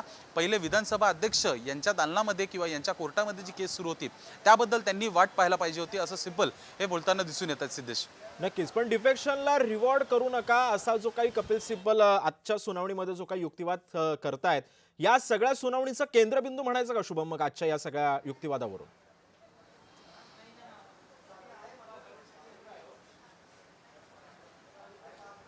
नक्कीच या सगळ्या गोष्टींना केंद्रबिंदू म्हणायला बिलकुल हरकत नाही आहे कारण की संपूर्ण जे दोन निकाल एकनाथ शिंदेच्या बाजूने गेलेले आहेत त्यांनाच टार्गेट करण्याचा प्रयत्न हा सिब्बल यांच्याकडनं करून येतोय। पहिले म्हणजे विधानसभा अध्यक्ष आणि दुसरं म्हणजे निवडणूक आयोग आणि याच दोन गोष्टींच्या आधारे एकनाथ शिंदे यांनी कुठेतरी संपूर्ण ही जी रणनीती होती आणि हा संपूर्ण शिवसेना पक्ष आणि चिन्हाबद्दलचा हे संपूर्ण एक वेगळं धोरण एकनाथ शिंदेंनी समोर आणलं होतं त्याच्यात त्यांचा विजय झाला होता आणि याच्याच विरुद्ध जे आहे सिब्बल यांचा हा खटला सुरू आहे उद्धव ठाकरेंसाठी आणि त्यामध्येच हा एक महत्त्वाचा केंद्रबिंदू जो आहे तो मानला जाऊ शकतो। सिद्धेश नक्कीच पण शुभम आपण बघतोय की सध्या कसं झालं की 2018चा जी काही त्यांनी जो काही या घटनेचा जो काही दाखला दिलाय जर या 2018च्या घटनेचा जर कोर्टानं खरंच जर विचार केला तर या सगळ्या बाजूनं जर आपण बघायचं झालं तर मग ठाकरेंच्या बाजूनं कितपत पारडं जड वाटतंय आणि जर ठाकरेंची बाजू जर तितकीच जर भक्कम असेल तर मग शिंदेंना युक्तिवाद करायला कितपत आव्हानात्मक ठरू शकते याच्यानंतर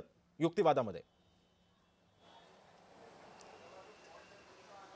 अर्थातच अंतिम युक्तिवाद हा या ठिकाणी आता सध्या उद्धव ठाकरेंच्या बाजूचा सुरू आहे। अशामध्येच बरेच मोठे आव्हानं जे आहेत ते समोर येत आहेत कारण की समजा सातत्याने पाहायला गेलं तर मग की पॉईंट समजा बघितले तर मग शिंदेंनी ज्यानुसार संपूर्ण बाबी समोर मांडलेल्या आहेत निवडणूक आयोगापुढे इतकंच नाही तर विधानसभा अध्यक्ष यांच्या देखील पुढे अशामध्येच कुठेतरी त्यांची ही संपूर्ण बाजू जी आहे ही सगळ्यांना माहिती आहे आणि त्यामुळेच कुठेतरी युक्तिवाद करण्यासाठी कपिल सिब्बल यांना हा संपूर्ण सुनावणी दरम्यान युक्तिवाद करायला कुठेतरी गोष्टी सोप्या गेल्या आहेत असं म्हणण्यास हरकत नाही। पण अशामध्ये जे युक्तिवाद आता सिब्बल यांनी केलेले आहेत त्याच्यावर नेमकं काय रिप्लाय देतात कशा पद्धतीने काउंटर हे शिंदेचे वकील करतात याच्यावर संपूर्ण महत्त्वाचा भाग हा सध्या अवलंबून आहे कारण की त्यांची जी आता पुढची सुनावणीची तारीख असेल किंवा मग आजपासूनच समजा युक्तिवादाला सुरुवात होणार असेल तर मग तेवढी वेळ ही आजची वेळ पुरेशी असणार आहे का की पुन्हा एकदा नवीन तारीख हे आता शिंदे गटाकडनं मागण्यात येते हे पाहणं महत्त्वाचं आहे। पण या संपूर्ण दरम्यान कपिल सिब्बल यांना काउंटर करण्यासाठी जे मुद्दे आहेत पण शुभम आणखी एक मुद्दा या सुनावणीमध्ये एक अतिशय गांभीर्याने घ्यायला लागेल तो म्हणजे असा की अपात्रतेचा जो काही मुद्दा आहे जो काही संख्याबळाचा जो काही मुद्दा आहे याच्यावरूनच न्यायालयानं कपिल सिब्बलांना प्रतिप्रश्न केलेला होता की आजच्या सुनावणीमध्ये तो मुद्दा ग्राह्यच धरला जाणार नाही। मग आता जर तसं होत असेल तर मग युक्तिवाद नेमका काय म्हणजे आता याला डिफेंड करण्यासाठी आता नेमकं कोणतं ब्रह्मास्त्र काढू शकतात आता कपिल सिब्बल?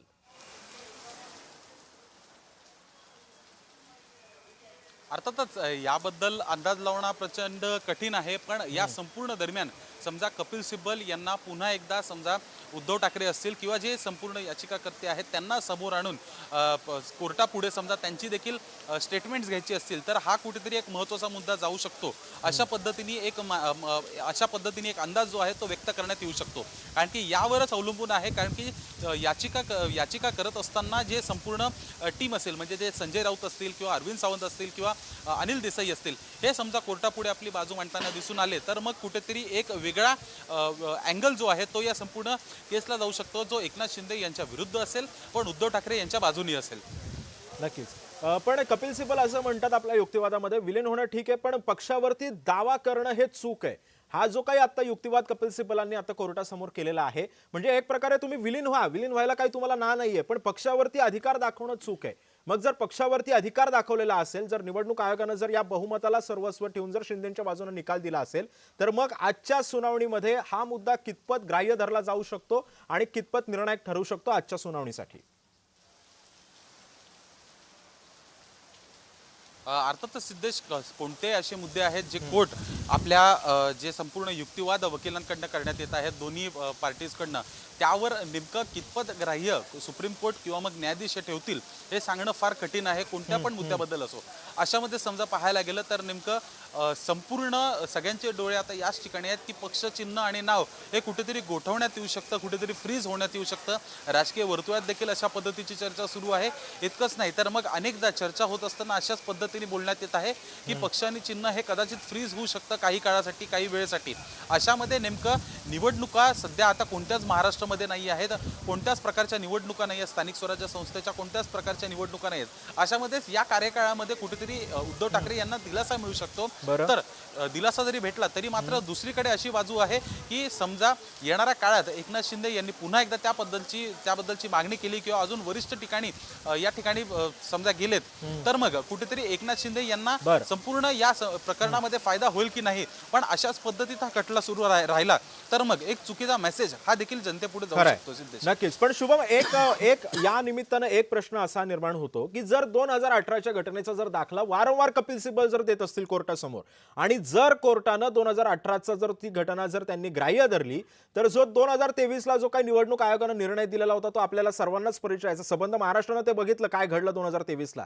2023चा निर्णय अडचणीमध्ये येऊ शकतो का निवडणूक आयोगानं दिलेला आजच्या सुनावणीमधून काय वाटतंय. अर्थातच याचबद्दल कपिल सिब्बल हे कुठेतरी कोर्टापुढे पटवू पाहत आहेत की 2018च्या घटनेनुसारच संपूर्ण पक्ष हा सुरू आहे आणि अशामध्येच पक्ष हा पुन्हा एकदा उद्धव ठाकरे यांना मिळावा यासाठीच आता हे संपूर्ण प्रयत्न सुरू आहेत. कारण की उद्धव ठाकरेंना समजा पक्ष आणि चिन्ह हे नाव मिळालं तर ते पुन्हा एकदा नव्याने उभं करू शकतात. तेवढी ताकद आज त्यांच्या मागे अजून देखील आहे. अजून देखील महाराष्ट्रातली जनता ही ठाकरेंच्या शिवसेनेवर विश्वास ठेवायला तयार आहे आणि अशामध्ये संपूर्ण पक्ष वाढवण्यासाठी कुठेतरी उद्धव ठाकरे यांना समजा 2018च्या घटनेनुसारच निकाल हा समोर येतो तर मग त्यानुसार जाईल. पण समजा तशा पद्धतीने नाही आला तर मग एकनाथ शिंदे हेच आता जे मुख्य नेता म्हणून आहेत ज्या पदवर देखील कपिल सिब्बल यांनी प्रश्न उपस्थित केलेला आहे की शिवसेनेच्या घटनेनुसार पक्ष प्रमुख ही घटना आहे पण मुख्य नेता म्हणून असं कोणतंही पद नाही आहे आणि हे एकनाथ शिंदे यांनी घटनेमध्ये बदल करून घेतलेला आहे. तर अशामध्येच कुठेतरी अडचणींमध्ये वाढ ही होऊ शकते एकनाथ शिंदेसाठी. आणि दुसरीकडे समजा पाहायला गेलं तर कोर्टाने समजा त्यांच्या बाजूने निकाल दिला तर मग ज्या संपूर्ण घटना एकनाथ शिंदेंनी या आता त्यांच्यानुसार बदल केलेले आहेत जे मुख्य नेते म्हणून आहेत तर तेच भविष्यामध्ये अमर्यादित काळासाठी शिवसेनेत काही मुख्य नेते राहतील आणि पक्ष आणि चिन्ह हा देखील त्यांच्याच. खरंय शुभम काही अपडेट्स येतात या सुनावणी संदर्भातले ते घेऊन मी तुझ्याकडे पुन्हा एकदा येतो. प्रभू व्हीप होते त्यांनी गोगावलेंना नोटीस दिली असं कपिल सिब्बल म्हणताय. शिंदेच्या बाजूचा व्हीप लागू होऊ शकत नाही असंही कपिल सिब्बल म्हणतायत. या सगळ्या पार्श्वभूमीवर अध्यक्षांनी अधिकाराची मर्यादा ओलांडली असंही कपिल सिब्बलांनी म्हटलेलं आहे. अध्यक्षांनी अधिकाराची मर्यादा ओलांडली असं कपिल सिब्बलांनी आपल्या युक्तिवादामध्ये म्हटलेलं आहे. व्हीप जारी करण्याचा निर्णय आम्हाला होता असंही कपिल सिब्बल म्हणतायत. संसदेमध्ये पक्ष नेता निवडण्याचाही अधिकार आम्हालाच होता असंही कपिल सिब्बल म्हणताय. शुभम जसा तू मगाशी म्हणाला होता जे काही व्हीपच्या संदर्भामध्ये जे काही तू विश्लेषण केलेलं होतं व्हीपचा अधिकार सर्वस्वी आम्हाला होता विधानसभा अध्यक्षांनी चुकीचा निर्णय दिला असं कपिल सिब्बल म्हणतायत. एकंदरीतच राजकीय पक्ष विधिमंडळात पक्ष हे वेगवेगळे असतात घेतलेले निर्णय कायद्याबाहेरचे असतात असंही कपिल सिब्बल म्हणतायत. एकंदरीतच या युक्तिवादावरून काय वाटतंय ठाकरेंचं पारडं जड झाल्याचं वाटतंय का आता या सगळ्या पार्श्वभूमीवर आणि शिंदेसाठी एक कितपत आव्हानात्मक ठरू शकतो आजचा युक्तिवाद.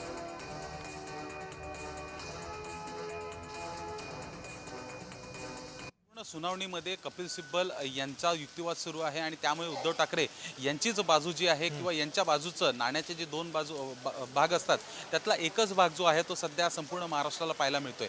अशामध्येच नेमका आता जेव्हा नाण्याची दुसरी बाजू जो युक्तिवाद शिंदे गटाकडनं सुरू होईल त्यावेळेस नेमका अंदाज लावता येईल की कशा पद्धतीने हा संपूर्ण सुनावणीचा कार्यकाळ हा पुढे जाताना दिसून येत आहे आणि कोणाची बाजू मजबूत आहे. सध्या समजा मागील 6 दिवसांपासूनची सुनावणी बघितली तर उद्धव ठाकरे यांचंच पारडं मजबूत असल्याचं जड असल्याचं कपिल सिब्बल यांच्या युक्तिवादातनं दिसून येत आहे. इतकंच नाही तर संपूर्ण समजा कोर्टाने याच सगळ्या गोष्टी निदर्शनात ठेवून उद्धव ठाकरेंच्या बाजूने निकाल दिला तर कपिल सिब्बल हे या संपूर्ण प्रकरणामध्ये गेम चेंजर ठरू शकतात. आणखी त्यांच्या युक्तिवादामुळेच कुठेतरी सुप्रीम कोर्टाने उद्धव ठाकरेंचीच बाजू योग्य असल्याचा एक अंदाज लावून किंवा त्या पद्धतीचा अभ्यास करूनच त्यांच्या बाजूने निकाल देऊ शकतात. त्यामुळे कपिल सिब्बल या संपूर्ण शिवसेना पक्षचिन्हामध्ये गेम चेंजर म्हणून एक वकील म्हणून जे आहेत ते ठरू शकतात आणि पुन्हा एकदा नावलौकिक हे त्यांचं वैयक्तिक संपूर्ण भविष्यासाठी देखील होऊ शकतं. अशामध्येच एकनाथ शिंदे जे यांना बॅकफुटवर येण्याची वेळ येईल किंवा एकनाथ शिंदे या गोष्टीवर पुढे जाऊन अजून काय कशा पद्धतीने हालचाली करतात हे देखील पाहणं महत्त्वाचं असेल. पण सध्यापर्यंतचा झालेला सगळा युक्तिवाद हा कुठेतरी उद्धव ठाकरे यांचीच बाजू पुढे नेण्यासाठीचा आहे.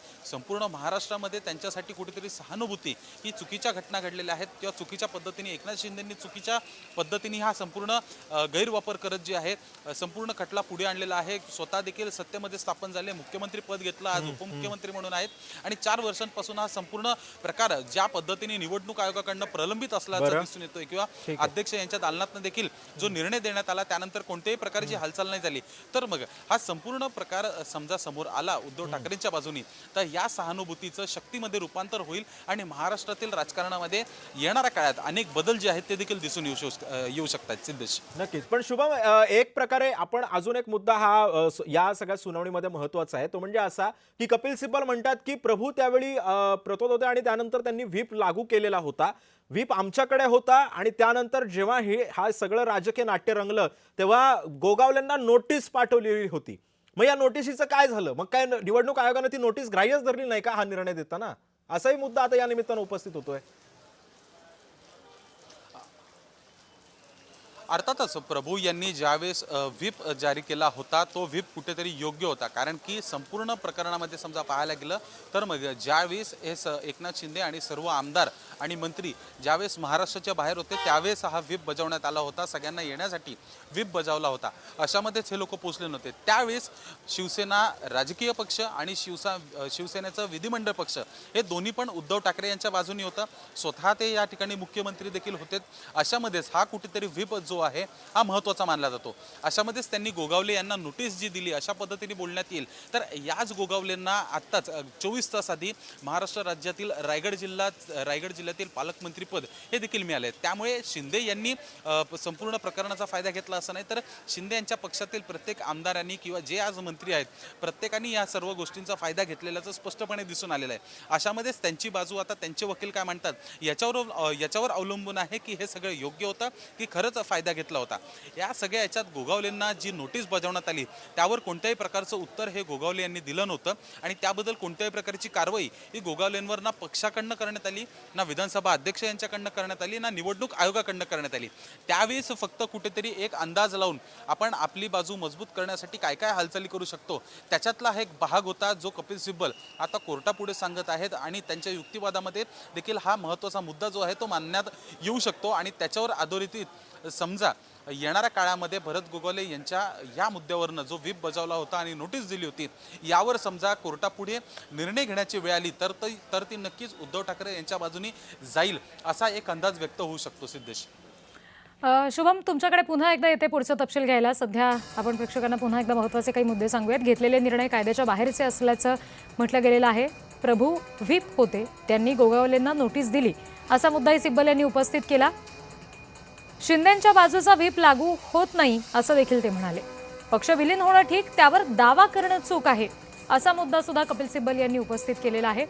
आम्ही पक्ष असं